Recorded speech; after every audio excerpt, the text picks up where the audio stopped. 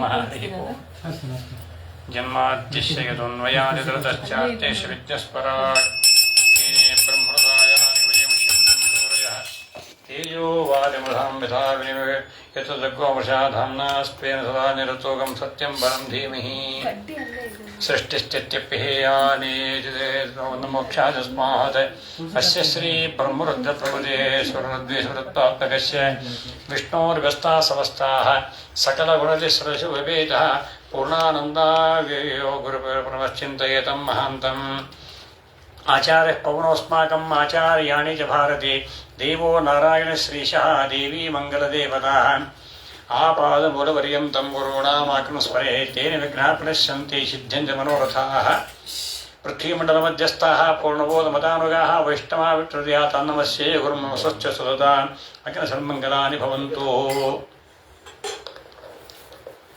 ಕೃಷ್ಣ ಬಲರಾಮರು ಗೋಮುತಕ ಪರ್ವತದಲ್ಲಿ ಅಲ್ಲಿ ಅಡಗಿದ್ದಾರೆ ಅಂತ ತಿಳಿದು ಜರಾಸಂಧ ತನ್ನೆಲ್ಲ ಅಮಾತ್ಯರಿಗೆ ಆಜ್ಞೆ ಮಾಡಿದ ಎಲ್ಲ ಕಡೆಯೂ ಹುಡುಕರಿ ಅಂತ ಆ ಪ್ರವರ್ಷಣದ ಒಂದು ಶಿಖರದಲ್ಲಿ ಅಲ್ಲಿಗೆ ಇರುವಾಗ ಎಲ್ಲಿಯೂ ಅವರ ಸುಳಿವು ಸಿಗದೇ ಇದ್ದಾಗ ಆಜ್ಞೆ ಮಾಡಿದ ಅಲ್ಲೆಲ್ಲ ಆ ಗಿಡ ಮರಗಳು ಎಲ್ಲ ಕತ್ತರಿಸಿ ಸುತ್ತಲೂ ಬೆಂಕಿ ಹಚ್ಚಿಬಿಡ್ರಿ ಅಂತ. ಆ ಬೆಂಕಿಯಲ್ಲಿ ಸುಟ್ಟು ಬೂದಿ ಆಗ್ತಾರೆ ಅಂತ ಹೇಳಿ ಈ ರೀತಿಯಾಗಿ ಹೇಳದಂತೆ ಎಲ್ಲ ಬೇಕಾದಷ್ಟು ಗಿಡಗಂಟಿಗಳನ್ನೆಲ್ಲ ತೆಗೆದು ಅಲ್ಲಿ ಸುತ್ತಲೂ ಬೆಂಕಿನ ಹಚ್ಚಿದ್ದಾರೆ. ಆಗಿಂದಾಗಲೇ ಅಂತ ಪರಮಾತ್ಮನ ನಾಲಿಗಿಂದ ಅಗ್ನಿ ಹುಟ್ಟಿದ್ದಾನೆ, ಆಗ ಅವ್ರಿಗೇನು ಮಾಡ್ತದೆ ಹೀಗಿರೋದರಿಂದ ಆ ಸಂದರ್ಭದಲ್ಲಿ ಅವರು ಇಬ್ಬರು ಕೃಷ್ಣವರರಾಮರು ಈ ಪರ್ವತದ ಬೆಂಕಿಯಲ್ಲಿ ಆ ಅಗ್ನಿಯಲ್ಲಿ ಸುಟ್ಟು ಬೂದಿಯಾಗಿದ್ದಾರೆ ಅಂತ ಹೇಳಿ ತಾನು ವಿಜಯಿ ನನಗೆ ಜಯವಾಯಿತು ಅಂತ ಹೇಳಿ ತನ್ನ ರಾಜಧಾನಿಗೆ ಮರಳಿದ್ದಾನೆ. ಆದರೆ ಕೃಷ್ಣವರರಾಮರು ಅಂತ ಕೃಷ್ಣ ತನ್ನ ಪಾದಾಘಾತದಿಂದ ಇಡೀ ಪರ್ವತವನ್ನೇ ತಾನು ಅದನ್ನ ಮೆಟ್ಟಿದಾಗ ಪರ್ವತ ಸರಿತಂತೆ ಸಮುದ್ರದ ದಡದಲ್ಲಿ. ಹೀಗಾಗಿ ಸಮುದ್ರದ ಅಲೆಗಳಿಂದ ಸುತ್ತಲೂ ಎಲ್ಲ ಕವಿದುಕೊಂಡಿರುವಂತಹ ಎಲ್ಲ ಆ ಬೆಂಕಿ ಅದೆಲ್ಲವೂ ಕೂಡ ಶಾಂತವಾಗಿದೆ. ಮತ್ತೆ ದ್ವಾರಕಾಪಟ್ಟಣಕ್ಕೆ ಬಂದು ಅಲ್ಲಿ ಇರುವಾಗ ಎಲ್ಲರೂ ಆನಂದ ಮಗ್ನರಾಗಿದ್ದಾರೆ. ಎಲ್ಲರೂ ಕೂಡ ಅಲ್ಲಿಯೇ ಕುಳಿತಿರುವಾಗ ಪಾಂಡವರ ಒಂದು ಕ್ಷೇಮ ಸಮಾಚಾರ, ಯೋಗಕ್ಷೇಮ ವಿಚಾರವನ್ನ ಅಲ್ಲಿ ಮಾಡ್ಲಿಕ್ಕೆ ಉದ್ಯುಕ್ತರಾಗ್ತಾರೆ. ಸ್ವಸರ್ವ ಸಭೆ ಇತ್ತು. ಆಗ ಅಲ್ಲಿ ವಿಶಿಷ್ಟವಾದಂತಹ ಒಬ್ಬ ಬ್ರಾಹ್ಮಣ ಬಂದು ದ್ರುಪದ ರಾಜನನ್ನ ಆ ಬಾಲಕರು ಪಾಂಡು ಬಾಲಕರು ಅವರನ್ನ ಯುದ್ಧದಲ್ಲಿ ಸೋಲಿಸಿ ದ್ರೋಣಾಚಾರ್ಯ ಒಪ್ಪಿಸಿದ್ದಾರೆ ಎಂತಹ ವಾರ್ತೆಯನ್ನು ಕೇಳಿ ಕೃತವರಮನ್ನ ಕೊಟ್ಟು ಕಳಿಸ್ತಾರೆ. ಪಾಂಡವರ ಎಲ್ಲ ಯೋಗಕ್ಷೇಮದ ವಿಚಾರವನ್ನೆಲ್ಲ ತಿಳಿದುಕೊಂಡು ಬಾ ಅಂತ. ಆಗ ಆ ಕೃತವರಮ ಅಲ್ಲಿ ಹೋಗಿ ವಿಶಿಷ್ಟವಾಗಿ ಅಲ್ಲಿ ಆಚಾರ್ಯ ಭೀಷ್ಮರನ್ನ, ದ್ರೋಣಾಚಾರ್ಯರನ್ನ, ಕೃಪಾಚಾರ್ಯರನ್ನ, ವಿದುರಾದಿಗಳನ್ನ ಕಂಡು ಕುಂತಿದೇವಿಯನ್ನು ಕಂಡು ಆ ನಂತರ ಅವರೆಲ್ಲರಿಗೂ ಕೃಷ್ಣನ ಅತುಲ ಎಲ್ಲ ವಿಕ್ರಮಗಳನ್ನ ಪರಾಕ್ರಮಗಳನ್ನ ಜರಾಸಂಧ 18 ಬಾರಿ ಯುದ್ಧಕ್ಕೆ ಬಂದು ಸೋತು ಸುಣ್ಣಾಗಿದ್ದಾನೆ ಎಂಬುದಾಗಿ ಹೇಳುತ್ತಾ ಕಾಲಯವನ ಮುಂತಾದ ಮಹಾಮಹಾ ಎಲ್ಲ ದುಷ್ಟರನ್ನ ನಿಗ್ರಹ ಮಾಡಿದ್ದಾನೆ ಅಂತೆಲ್ಲ ವಿಚಾರಗಳನ್ನು ಹೇಳಿ ಆನಂದ ಮಗ್ನರಾಗಿದ್ದಾರೆ. ಇದೆಲ್ಲ ಆದ ಬಳಿಕ ಆ ನಂತರ ಬಲರಾಮ ಬ್ರಹ್ಮದೇವರ ಆಜ್ಞೆಯಂತೆ ರೇವತ ರಾಜ ತನ್ನ ಮಗಳಾದಂತಹ ರೇವತಿಯನ್ನು ಅಲ್ಲಿ ಮದುವೆ ಮಾಡಿ ಕೊಟ್ಟಿದ್ದಾನೆ. ಆಮೇಲೆ ಅಂತಹ ರಾಜ ಭೀಷ್ಮಕ ರಾಜನ ಪುತ್ರಿಯಾದಂತಹ ಸಾಕ್ಷಾತ್ ಲಕ್ಷ್ಮಿಯ ಅವತಾರ ಸ್ವರೂಪಗಳಾದಂತಹ ರುಕ್ಮಿಣೀ ದೇವಿಯನ್ನ ಪರಮಾತ್ಮ ಅಲ್ಲಿ ಕದ್ದೊಯ್ದು ವಿವಾಹವಾದ ಅಂತ ಶುಕಾಚಾರ್ಯರು ಹೇಳಲಾಗಿ ಅದನ್ನು ವಿಸ್ತಾರವಾಗಿ ಅದನ್ನು ಹೇಳಬೇಕು ಅಂತೆಂಬುದಾಗಿ ರಾಜ ಪರೀಕ್ಷಿತ ಪ್ರಶ್ನೆ ಮಾಡ್ತಾ ಇದ್ದಾನೆ. ಯಾವ ಕಾರಣದಿಂದ ರಾಕ್ಷಸ ವಿವಾಹ ವಿಧಿಯಿಂದ ಕದ್ದೊಯ್ದು ವಿವಾಹವಾಗುವಂತ ಪ್ರಸಂಗ ಬಂತು ಅಂತೆಂಬುದಾಗಿ ಕೇಳಲಾಗಿ ಆಗ ಹೇಳ್ತಾರೆ ರಾಜ ಅಲ್ಲಿ ಅಂತಹ ಭೀಷ್ಮಕ ರಾಜ ಅಲ್ಲಿ ಉತ್ತಮವಾದ ಕುಂಡಿನಪುರ ಅಂತ ವಿದರ್ಭ ದೇಶ ಅಂತಹ ರಾಜ್ಯವನ್ನು ಶಾಸನ ಮಾಡ್ತಾ ಇದ್ದ. ಅಂತಹ ಅವನಿಗೆ 5 ಜನ ಗಂಡು ಮಕ್ಕಳು, ಓರ್ವ ಕನ್ಯಾಮಣಿ ಅವಳೇ ರುಕ್ಮಿಣಿ ಅಂತ. ರುಕ್ಮಗ್ರಜೋ ರುಕ್ಮಗರಥೋ ರುಕ್ಮಬಾಹು ಅನಂತರ ರುಕ್ಮಕೇಶೋ ರುಕ್ಮಮಾಲಿ ರುಕ್ಮಿಣಿ ಶಾಂಸಸಾಸತಿ ಇಂತೆಂಬುದಾಗಿ ಅಂತಹ ಆ ವಿಶಿಷ್ಟವಾಗಿರದ ಈ ಪ್ರಕಾರವಾಗಿ ಅವರೆಲ್ಲ ಒಬ್ಬರಿಗೊಬ್ಬರು ದೈತ್ಯರೇ. ರುಕ್ಮಿ ಅವನು ಮಹಾರಾಕ್ಷಸ, ಎಲ್ಲರೂ ಕೃಷ್ಣ ದ್ವೇಷ ಮಾಡುವರೆ, ಒಬ್ಬರಿಗಿಂತ ಒಬ್ಬರು ಎಲ್ಲ ಜರಾಸಂಧನ ಪಕ್ಷದವರೆಲ್ಲ. ಹೀಗಿರುವುದರಿಂದ ಕೃಷ್ಣ ಅಂದ್ರೆ ಉರಿತಾ ಇದ್ರು ಅವರು. ಆದರೆ ಈ ವಿಧವಾಗಿರತಕ್ಕಂಥ ಎಲ್ಲ ಒಂದೇನೆ ರಾಜ ಭೀಷ್ಮಕ ಕೇವಲ ಹೆಸರಿಗೆ ಮಾತ್ರ ರಾಜ. ಹೇಗೆ ಧೃತರಾಷ್ಟ್ರ ಹೇಗಿದ್ನಲ್ಲ, ಎಲ್ಲ ದುರ್ಯೋಧನಂದೇ ಎಲ್ಲಾನು, ಹಾಗೆ ಇವನು ನಾಮಕಾವಸ್ಥ ರಾಜ ಅಷ್ಟೇ ಇವನು. ಹಾಗೆ ಇಲ್ಲೂ ಕೂಡ ಭೀಷ್ಮಕ ರಾಜನ ಸ್ಥಿತಿಯು ಇದೇ ಆಗಿದೆ. ಈ ಎಲ್ಲ ಅವಂದೇ ನಡಿಬೇಕು. ಜ್ಯೇಷ್ಠ ಪುತ್ರ ಅಗ್ರಜನ ಆ ಒಂದು ಮಾತೆ ಅದೇ ಉತ್ತಮವಾದಂಥ ರೀತಿ ಅದೇ ನಡಿಬೇಕು ಅಂತೆಂಬುದಾಗಿ ಇರುವಾಗ ಆ ವಿಶಿಷ್ಟವಾದಂತಹ ಇದರಲ್ಲಿ ಆವಾಗ ಇಂತಹ ಆಗಾಗ ನಾರದರು ಬರ್ತಾ ಇದ್ರು. ನಾರದರು ಬಂದು ಅಂತ ಕೃಷ್ಣನ ದಶಾವತಾರದ ವೈಭವವನ್ನ, ಆ ಕೃಷ್ಣನ ಅದ್ಭುತವಾದಂತಹ ಲೀಲೆಗಳನ್ನೆಲ್ಲ ಅಲ್ಲಿ ಅಂತಃಪುರಕ್ಕೆ ಬಂದು ಅದನ್ನೆಲ್ಲ ವರ್ಣನೆ ಮಾಡ್ತಾ ಇದ್ರು. ಹೀಗಾಗಿ ಅಂತ ರುಕ್ಮಿಣೀ ದೇವಿ ಸಾಕ್ಷಾತ್ ಲಕ್ಷ್ಮಿಯ ಅಂಶನಾಗಿದ್ದಾಳಾದ್ದರಿಂದ ತಾನು ಮನಸಾರೆ ಕೃಷ್ಣನನ್ನೇ ವರಿಸ್ತಾ ಇದ್ದಾಳೆ. ತದ್ ವಿರುದ್ಧವಾಗಿ ಇಲ್ಲಿ ಇವರೆಲ್ಲ ನಾವೆಲ್ಲ ಜರಾಸಂಧನ ಅನುಯಾಯಿಗಳಾದ್ದರಿಂದ ಅವನ ಪ್ರೀತಿಗೆ ಪಾತ್ರರಾಗಬೇಕು.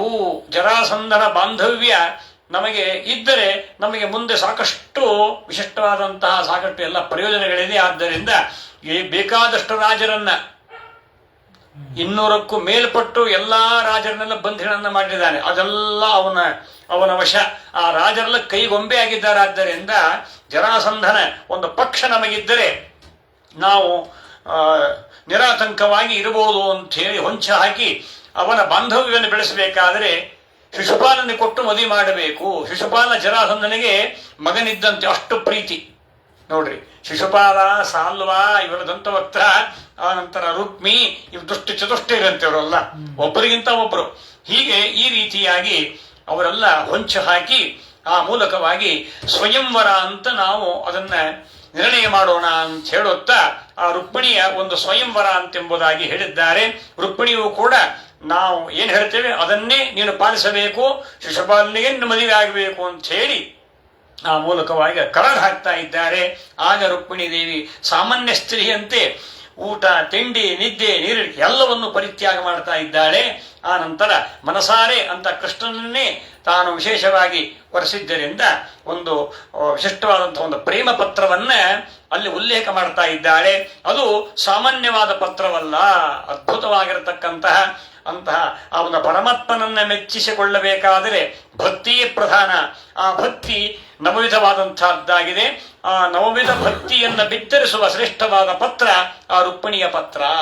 ರುಕ್ಮಿಣ್ಯುವಾಚ ಅನಿಸತ್ವಾ ಗುಣಾನ್ ಭುವನ ಸುಂದರ ಶೃಣ್ವದಾಂತೆ ನಿರ್ವಿಶ್ಚಕರಣೇವರೀಹಿ ಹರತೋಂಗತಾಪಂ ನೃಪಂ ದೃಶಾಂ ದಶಮದಾಕಲಮರ್ಥಲಾಭಂ ತ್ವಯ್ಯಚ್ಯುತಾಂಶಿ ಚಿತ್ತಮ ಪತ್ರಮಮ್ಮೆ.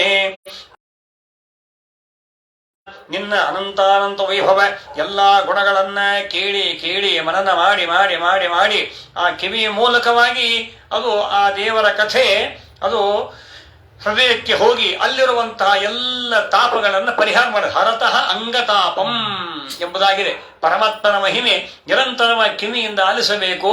ಅದು ಕಿವಿ ಎಂಬಂತಹ ಪಾತ್ರೆಯಲ್ಲಿ ಸದಾಕಾಲ ರಸಾಯನ ಕಥಾ ಅಂತ ಹಿಂದೆ ಬಂತು. ರಸಾಯನ ಕಥಾ ಅಂತ ಪರಮಾತ್ಮನ ಕಥೆಯೇ ರಸಾಯನ ಇದ್ದಂತೆ.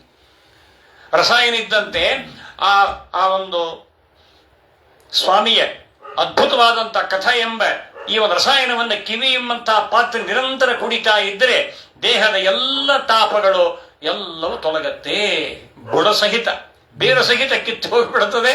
ಅವಾಗ ಶಾಶ್ವತವಾದಂತಹ ನೆಮ್ಮದಿ, ಆ ವಿಶಿಷ್ಟವಾಗಿರ್ತಕ್ಕಂತಹ ಶಾಂತಿ ನಮಗೆ ಅದು ದೊರಕತ್ತೆ. ಹರತಃ ಅಂಗತಾಪಂ ಹರತೆ. ಅಂತೆಯೇ ಅದ್ಭುತವಾದಂಥ ಕಥೆಯಲ್ಲಿಯೇ ಇಷ್ಟು ದೇವರ ಕಥೆಯಲ್ಲಿ ಎಷ್ಟು ಮಹಿಮೆ ಇದೆ ಅಂತಂದ ಬಳಿಕ ಇದು ಭಗವಂತ ಪರಮಾತ್ಮರು ಒಲಿದು ಬಂದು ಇನ್ನೇನಾಗಲಿಕ್ಕಿಲ್ಲ ಹೇಳಿ. ಹೀಗೆ ಹರತಃ ಅಂತಹ ಅವೆಲ್ಲ ಕೇಳುಗರ ಆ ವಿಶಿಷ್ಟವಾದಂತಹ ಕಿವಿಗೆ ನಿರ್ವಿಷ್ಯ, ಕಿವಿ ಒಳಗೆ ಆ ಒಂದು ಕಥಾಮೃತ ಅದು ಹೊಕ್ಕು ಎಲ್ಲ ವಿಧವಾಗಿ ದೇಹದ ತಾಪಗಳನ್ನೆಲ್ಲ ಹರತ ಎಲ್ಲವನ್ನು ಅಪಹಾರ ಮಾಡಿಬಿಡತ್ತೆ. ಇಂತಹ ಅದ್ಭುತವಾಗಿರತಕ್ಕಂತಹ ನಿನ್ನ ರೂಪ, ನಿನ್ನ ಎಲ್ಲ ವಿಧವಾಗಿರತಕ್ಕಂತಹ ಗುಣಗಳು ಅದೆಲ್ಲ ನಮಗೆ ಪುರುಷಾರ್ಥವನ್ನು ಕೊಡುವಂತಹದ್ದಾಗಿದೆ. ಅದಕ್ಕಾಗಿ ಲಜ್ಜೆಯ ಹದ್ದನ್ನು ಮೀರಿ ನಾನು ನಿನ್ನನ್ನೇ ಮನಸಾ ವರಿಸಿದ್ದೇನೆ ಅಂತಹ. ಯಾಕೆ ಅಂತ ಹೇಳಿದ್ರೆ ನೀನು ಮುಕುಂದನಲ್ಲವೇ, ನೀನು ಮೋಕ್ಷ ಕಾತ್ವಾ ಮುಕುಂದ. ಯಾವ ಕನ್ಯೆ ತಾನು ನಿನ್ನನ್ನು ವರಿಸದೆ ಸರ್ವಥಾ ಬಿಡಲಾರರು. ಯಾರೊಬ್ಬರು ನಿನ್ನನ್ನೇ ವರಿಸ್ತಾರೆ.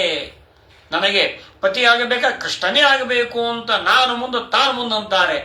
ಯಾಕಂದ್ರೆ ಯಾವುದರಲ್ಲಿ ನೀನು ತೆಗೆದು ಹಾಕುವಂಗಿಲ್ಲವೇ ಇಲ್ಲ. ನೀನು ಮುಕುಂದ. ಮೋಕ್ಷ ಕೊಡುವ ಶಕ್ತಿ ಯಾರಿಗಿದೆ ಹೇಳ್ರಿ?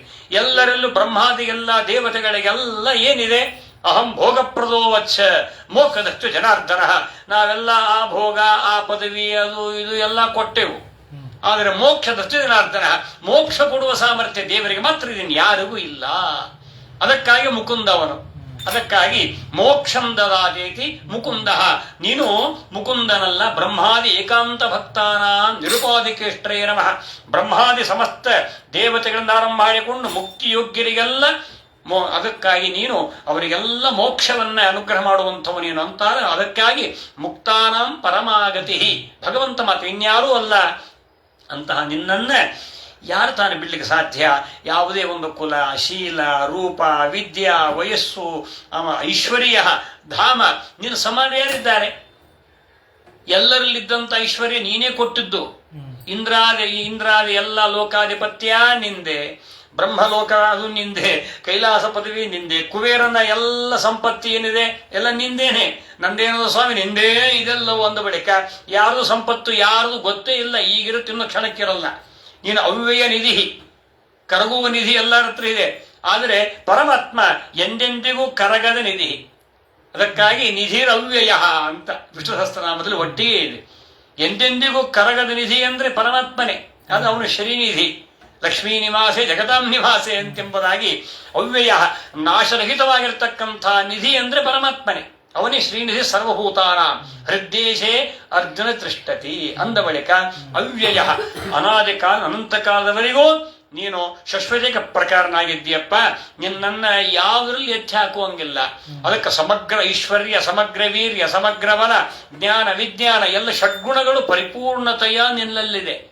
ಹೌದಲ್ಲ? ಭಗವಂತನಲ್ಲಿ ನಭೂತ ನ ಭವಿಷ್ಯತಿ, ಹಿಂದೂ ಮತ್ತು ಮುಂದು ಎಂದೆಂದಿಗೂ ಅದು ಎಂದೆಂದಿಗೂ ವಿಯೋಗ ಆಗುವುದೇ ಇಲ್ಲ. ಪರಮಾತ್ಮನಿಗೂ, ಪರಮಾತ್ಮನ ರೂಪಗಳಿಗೂ, ಪರಮಾತ್ಮನ ಗುಣಗಳಿಗೂ, ಅವನ ಅವಯವಗಳಿಗೂ ಎಂದೆಂದೆಂದೆಂದಿಗೂ ವ್ಯತ್ಯಾಸ ಇಲ್ಲವೇ ಇಲ್ಲ. ಅದಕ್ಕಾಗಿ ರೂಪ ಅವಯವ ಗುಣಕ್ರಿಯಾತ್ಮಕ ಅಂತ ನಾವು ನಿತ್ಯ ಹೇಳ್ತೇವೆ. ಆದ್ದರಿಂದ ಅದಕ್ಕೆ ನೇಹನಾನಾಸ್ತಿ ಕಿಂಚನ, ವೇದದಲ್ಲಿ ಹಾಗೆ ಇದೆ. ಅದಕ್ಕೆ ಅವರು ಬೇರೆಯವರೆಲ್ಲ ಬೇರೆ ಬೇರೆ ಅರ್ಥ ಮಾಡ್ತಾರೆ. ನಾನಾ ನಾಸ್ತಿ, ಭೇದ ಇಲ್ಲ ಅಂತ ಎಂಬುದಾಗಿ ಭೇದ ಚಿಂತನ ಮಾಡಬಾರದು. ಅವರಿಗೆಲ್ಲ ಅಂಧಂತಮಸ್ಸಾಗದೆ ಅವರು ಅರ್ಥ ಹೇಳ್ತಾರೆ. ಇಹ ನಾನಾ ನಾಸ್ತಿ ಅಂತಂದಿದ್ರೆ ಪರಮಾತ್ಮ ರೂಪಗಳಲ್ಲಿ ಭೇದ ಚಿಂತನ ಮಾಡತಕ್ಕದ್ದಲ್ಲ, ಮಾಡಬಾರದು ಅಂತ ಅರ್ಥ. ಪರಮಾತ್ಮನ ರೂಪಗಳಲ್ಲಿ ಭೇದವನ್ನು ಚಿಂತನ ಮಾಡಬಾರದು, ಗುಣಗಳಲ್ಲಿ ಮಾಡಬಾರದು, ಅವನ ರೀತಿಗಳಲ್ಲಿ ಮಾಡಬಾರದು. ಎಲ್ಲ ಸರ್ವರೂಪೇಶು ಅಭೇದವಾನ್ ಅಂತ ಅದನ್ನು ಸ್ಪಷ್ಟಪಡಿಸ್ತಾರೆ. ನೇನಾನಸ್ತಿ ಕಿಂಚನಂತ ಶ್ರುತ್ಯರ್ಥ ವಿಚಾರವೇ ದೊಡ್ಡ ಘಟ್ಟ. ಅದ್ಭುತವಾದಂತಹ ರೀತಿಯಾಗಿ ಆ ಶ್ರುತಿಯ ಬಗ್ಗೆ ದೊಡ್ಡ ಚರ್ಚೆ ಮಾಡ್ತಾರೆ. ಆ ಶ್ರುತಿಯು ದೇವರೊಬ್ಬನೇ ಸತ್ಯ, ಇದು ಮಿಥ್ಯ ಅಂತ ಆಗಿಬಿಟ್ರೆ ಆ ಮೂಲಕವಾಗಿ ಈ ಮಿಥ್ಯ ಇದು ಸುಳ್ಳು, ಈ ಶ್ರುತಿ ಸುಳ್ಳು ಹೇಳುತ್ತೆ, ಭೇದ ಸುಳ್ಳು ಹೇಳುತ್ತೆ ಅಂದ ಬಳಿಕ ಆ ಮೂಲಕವಾಗಿ ಸುಳ್ಳು ಹೇಳಬೇಕಾದ್ರೆ ಇನ್ನೊಂದು ಸತ್ಯ ಇರಲೇಬೇಕು. ಅದಕ್ಕೆ ಎರಡು ಸತ್ಯ ಬಂತಾದ್ದರಿಂದ ದ್ವೈತವೇ ಬಂತು. ಅದು ಬರಲಿಲ್ಲ ಅದ್ವೈತ, ದ್ವೈತ ಬಂತಲ್ಲ. ಎರಡು ಬಂದ್ರೆ ದ್ವೈತ ಬಂದ ಹಾಗೇನೆ. ಅದಕ್ಕಾಗಿ ಅದಕ್ಕೆ ಪ್ರಾಮಾಣ್ಯವನ್ನು ನೀನು ಹೇಳಲಿಕ್ಕೇ ಬೇಕು ಅಂತ ಪ್ರಾಮಾಣ್ಯ ಒಪ್ಪಿಕೊಂಡ್ರೆ ಬ್ರಹ್ಮ ಸತ್ಯನಾಗ್ತಾನೆ. ಬ್ರಹ್ಮ ಸತ್ಯ ಅಂದ ಬಳಿಕ ಈ ಶ್ರುತಿಯೂ ಸತ್ಯವಾಗಬೇಕು. ಎರಡು ಸತ್ಯ ಬಂತದ್ದು. ಬ್ರಹ್ಮನೂ ಸತ್ಯ, ಆ ಸತ್ಯನಾದಂತಹ ಪರಮಾತ್ಮನನ್ನ ಸಾರುವಂತಹ ಅವನ ಗುಣಗಳನ್ನ, ಅವನಲ್ಲಿ ಎಲ್ಲಾ ರೂಪಗಳಲ್ಲಿ ಅಭೇದವನ್ನ ಸಾರುವಂತಹ ಶ್ರುತಿಯೂ ಸತ್ಯವಾಗಬೇಕು. ಎರಡು ಸತ್ಯ ಬಂತು. ಹೀಗೆ ಯಾಕೆ ಹೇಳಿ ಬಂದು ಈ ಪ್ರಕಾರವಾಗಿ ಪರಮಾತ್ಮನ ರೂಪ, ಕುಲ ಮತ್ತು ಅವನಲ್ಲಿರುವಂತಹ ಎಲ್ಲ ವಿಧವಾಗಿರ್ತಕ್ಕಂಥ ದ್ರವಿಣ ಧಾಮಗಳು 14 ಕೋಟಿ ಇದಕ್ಕೆ 14 ಲೋಕಕ್ಕೆ ಒಡೆಯನಾಗಿದ್ದಾನೆ. ಇಂತಹ ರೋಮಗಳಲ್ಲಿ ಅನಂತ ಕೋಟಿ ಬ್ರಹ್ಮಾಂಡಗಳನ್ನ ಪರಮಾತ್ಮ ಗೀಲಿಗೆಯನ್ನು ಧಾರಣ ಮಾಡಿದ್ದಾನೆ. ಸಾಚ ಪ್ರಶಾಸನಾಥ ಭರ್ಗ ಭರಣ ಗಮನಕರ್ತ. ಇದನ್ನೇ ಅದನ್ನ ವಿಶೇಷವಾಗಿ ಗಾಯತ್ರಿ ಮಂತ್ರ ನಮಗೆ ವಿಶೇಷವಾಗಿ ಮಹಿಮೆಯನ್ನು ಕೊಂಡಾಡುತ್ತೆ. ಇಂತಹ ಒಂದು ಮಹತ್ತರವಾದಂತಹ ಆ ಒಂದು ಮಹಿಮೆ ಯಾರಲ್ಲಿ ಹೇಳ್ರಿ? ಯಾರಲ್ಲಿ ಇಲ್ಲ. ರೂಪದಲ್ಲಿ ಎತ್ತಿ ಹಾಕ್ಬೇಕಾ? ಇಲ್ಲ. ಯಾವ ನಿನ್ನ ರೂಪವನ್ನ ಯಾವ ದೇವತೆಯೂ ನಿರ್ಮಾಣ ಮಾಡಿಲ್ಲ. ವಿಶ್ವಕರ್ಮ ಮಾಡಿದ ನಿನ್ನ ರೂಪವನ್ನ. ಅದಕ್ಕೆ ಹೇಳ್ತಾರೆ, ನಕೃತಂ ದೇವಸಂಘೇನ ನಕೃತಂ ವಿಶ್ವಕರ್ಮಣ. ದೇವರ ರೂಪವನ್ನು ಯಾರಾದರೂ ಮಾಡಿದಾರ? ರೂಪವನ್ನು ಯಾರೂ ಮಾಡಿಲ್ಲ. ದೇವಾದಿ ದೇವತೆಗಳೂ ರೂಪವನ್ನು ನಿರ್ಮಾಣ ಮಾಡಿಲ್ಲ, ವಿಶ್ವಕರ್ಮನೂ ಮಾಡಿಲ್ಲ. ಶಶ್ವರೇಖ ಪ್ರಕಾರ ಅನಾದಿ ಕಾಲದಿಂದ ಅಗಣಿತವೆನುಪುದೇ ಅಂತ ಹೇಳ್ತಾರೆ. ಒಂದು ರೂಪದೊಳು ಅನಂತ ರೂಪಗಳು ಪೊಂದಿಪ್ಪವು ಗುಣಗಣ ಸಹಿತ. ಹಿಂದು ಮುಂದು ಎಂದೆಂದಿಗೂ ಗೋವಿಂದಗೆ ಸರಿ ಮಿಗಿಲಿಲ್ಲೆಂತೆಂಬುದೇ ಫಲವಿದು ಬಾದುದಕ್ಕೆ. ಒಂದು ರೂಪದಳು ಅನಂತ ರೂಪಗಳು. ಹೀಗೆ ವರ್ಣನ ಮಾಡ್ತಾರೆ. ಇಂತಹ ಪರಮಾತ್ಮನ ಅನಂತಾನಂತ ಗುಣಗಳನ್ನ ಲಕ್ಷ್ಮೀದೇವಿ ಎಣಿಕೆ ಮಾಡ್ತಾನೆ ಇದ್ದಾಳೆ, ಮುಗಿತಾನೆ ಇಲ್ಲ. ನ ರಮಾಪಿ ಪದಾಂಗುಲಿ ಸನ್ನಕ ಧೂರಾಜ ಅನಂತ ಸದ್ಗುಣಾನ್ನ. ಲಕ್ಷ್ಮೀದೇವಿ ದೇಶತಃ ಕಾಲತಃ ವ್ಯಾಪ್ತಳಾಗಿ ಅಕ್ಷರಳಾಗಿ ಜೊತೆಗೆ ಇದ್ದಂತಹ ನಿತ್ಯ ಮುಕ್ತಳಾದ ಮಹಾಲಕ್ಷ್ಮೀ ಪರಮಾತ್ಮನ ನಿತ್ಯ ಪತ್ನಿ ಅಂತಹ ಮಹಾತಾಯಿ ಅವಳೇ ಎಣಿಕೆ ಮಾಡ್ಲಿಕ್ಕಾಗ್ತಾ ಇಲ್ಲ. ಅದಕ್ಕಾಗಿ ಅಂತಹ ನಿಗಮಕ್ಕೆ ಶಿಲುಕದ ಅಗಣಿತ ಮಹಿಮನ ಬಗೆ ಬಗೆಯ ನೂತನವ ಕಾಣುತ್ತ ಅಂತ ಹೇಳ್ತಾರೆ ದಾಸರು. ಬಗೆ ಬಗೆಯ ನೂತನವನ್ನೇ ಅಂತಹ ನಾವೀನ್ಯತೆಯನ್ನ ಲಕ್ಷ್ಮೀದೇವಿ ಕಾಣ್ತಾ ಇದ್ದಾಳೆ. ಅಂದ ಬಳಿಕ ಲೋಕದಲ್ಲಿ ಎಲ್ಲವನ್ನು ಎಣಿಕೆ ಮಾಡಬಹುದು. ಆದರೆ ಮೇಧಿನಿ ಪರಮಾಣುವಂಬು ಕಣಂಗಳ ನೈದು ಬಹುದು ಶುಭ ಗಣತೆಯನು ಮಾಧವನಾನಂದಾದಿ ಗುಣಗಳ ಅನಾದಿ ಕಾಲದಿಂದ ಗಣಿತವೆಂಬುದೇ ಫಲವಿದು ಬಾಳುವುದಕ್ಕೆ ಎಣಿಸಬಹುದು. ಮೇಧಿನಿ ಪರಮಾಣು ಅಂಬು ಕಣಂಗಳ ಎಣಿಸಬಹುದು ಅಲ್ಲ, ಆದರೆ ಆ ಆನಂದಾದಿ ಅನಂತಾನಂತ ಗುಣಗಳನ್ನ ಎಂದೆಂದಿಗೂ ಯಾರಿಂದಲೂ ಎಣಿಕೆ ಮಾಡಲಿಕ್ಕೆ ಸಾಧ್ಯವಿಲ್ಲ. ಯಾಕಂದ್ರೆ ಅನಾದಿ ಕಾಲದಿಂದ ಅಗಣಿತ. ಇದು ಅಗಣಿತ ಮಹಿಮನಾಗಿರ್ತಕ್ಕಂತಹ ಪರಮಾತ್ಮನ ಮಹಿಮೆ, ಅವನ ರೂಪ, ಅವನ ಕ್ರಿಯೆ ಇದು ಯಾರಲ್ಲೂ ಇಲ್ಲ. ಅಂತೆಯೇ ಈ ಪರಿಯ ಸ್ವಭವು ಇನ್ಯಾವ ದೇವರಲ್ಲಿ ಕಾಣಿ. ಅದಕ್ಕೆ ಉದ್ಗಾರ ಬಂತು ಇದೆಲ್ಲ. ಹೀಗೆ ವಿಶಿಷ್ಟವಾಗಿರತಕ್ಕಂತಹ ನಿನ್ನನ್ನ ಯಾವ ಆ ಒಂದು ಕುಲವತಿಯಾಗಿರತಕ್ಕಂತಹ ಕನ್ಯೆ ನಿನ್ನ ಒರೆಸದೇ ಇರಲಾರಲು. ಅದಕ್ಕಾಗಿ ಅಂತಹ ನೀನು ಅದ್ಭುತವಾಗಿರತಕ್ಕಂತಹ ಸಿಂಹಕ್ಕೆ ಸಲ್ಲಬೇಕಾಗಿರತಕ್ಕಂತಹ ಅದರ ಒಂದು ಪಾಲು, ಅದು ಎಲ್ಲ ನೆರೆಗಳ ಮಧ್ಯದಲ್ಲಿ ಅದು ಬಂದು ತನ್ನ ಪಾಲನ್ನು ಯಾವ ರೀತಿಯಾಗಿ ತೆಗೆದುಕೊಂಡು ಹೋಗತ್ತೋ ಹಾಗೆ ನಾನು ನಿನ್ನ ಅನಾದಿ ಕಾಲದ ನಿಯತ ಪತ್ನಿ. ಏನು ಆಶ್ಚರ್ಯ, ಇವನೇನು ಹೋಗಿ ಹೋಗಿ ನನ್ನ ಪತ್ನಿಯನ್ನು ವಿವಾಹ ಮಾಡ್ತಾನಲ್ಲ ಬೇರೆಯವರಿಗೆ ಕೊಟ್ಟು ಅಂತ ಕೃಷ್ಣ. ಅನಾದಿ ಕಾಲದ ನನ್ನ ಪತ್ನಿಯವಳು ರುಕ್ಮಿಣಿ ಅಂದ ಬಳಿಕ ಅಂತ ಭೀಷ್ಮಕ ರಾಜನ ಹತ್ರ ಹೋಗಿ ಕೇಳ್ತಾನೆ, ಯಾರಾದರೂ ಮದುವೆ ಆಗಿರೋ ಮತ್ತೆ ಆಡಿತೆಗಿದ್ದಾರೆ ಮದುವೆ ಮಾಡ್ತಾರೇನು? ಸಾಧ್ಯವಿಲ್ಲ. ನೋಡು, ಇವಳು ನನ್ನ ನಿಯತ ಪತ್ನಿ, ಇಲ್ಲಿ ನಾನು ಮದುವೆ ಮಾಡೇ ಇಲ್ಲ ಅಂತಾನೆ. ಅವ ದಿವ್ಯ ದೃಷ್ಟಿ ಕೊಟ್ಟು ಅಲ್ಲಿ ತೋರಿಸ್ತಾರಂತೆ, ಇವಳು ರುಕ್ಮಿಣಿ ನಿನ್ನ ಮಗಳು ಅಂತ ನೀ ಅನ್ಕೊಂಡಿದೀಯಾ, ಇವಳು ಲಕ್ಷ್ಮೀದೇವಿ, ನಾವು ನಾರಾಯಣ. ನೋಡ್ರಿ ಅಂತ ಭೀಷ್ಮಕರ ಪುಣ್ಯ ತೋರಿಸದ. ಅವನು ದಿಗ್ಭ್ರಾಂತನಾಗಿ ಬಿಟ್ಟ ಅಂತ ಹೇಳ್ತಾರೆ. ದಿಗ್ಭ್ರಾಂತನಾಗಿ ಬಿಟ್ಟ. ಇದೇನು ಎಂಥ ವಿಚಿತ್ರವಾಗಿ ನನ್ನ ಮಗ ಅವನು ಅತ್ಯಂತ ಧೂರ್ತನಾಗಿದ್ದ, ಇದನ್ನ ಅರಿಯದೆ ಅಂತಹ ರುಕ್ಮಿಣಿ ಅವಳು ನಿಯತ ಪತ್ನಿ ಅಂತಹ ಪರಮಾತ್ಮನಿಗೆ ನಿತ್ಯಾವಿಯೋಗಿನಾಗಿದ್ದಾಳೆ. ಅಂತಹ ಆ ಪರಮಾತ್ಮನ ಮಡದಿಯನ್ನ ಇನ್ನೊಬ್ಬರಿಗೆ ಕೊಟ್ಟು ಮದುವೆ ಮಾಡ್ತೀವಿ, ಎಂಥ ಮೂರ್ಖ ಅಂತ ಅಂತಹ ಆ ವಿಶಿಷ್ಟ ಅಲ್ಲಿಯೂ ತೋರಿಸಿಕೊಟ್ಟಂತೆ. ಹೀಗೆ ಈ ವಿಧವಾಗಿರತಕ್ಕಂತಹ ಅಂತಹ ಈ ಪ್ರಕಾರವಾಗಿ ನಾನು ನಿನಗೋಸ್ಕರ ನಾನು ಸಂಪೂರ್ಣವಾಗಿ ನಾನು ಅರ್ಪಿಸಿಕೊಂಡಿದ್ದೇನೆ. ನೋಡಿ, ಆಯಿತು ಮಧ್ಯ ಶ್ರುತ್ವ ಅಂದ್ರೆ ಅದು ಶ್ರವಣ ಭಕ್ತಿ ಆಯಿತು.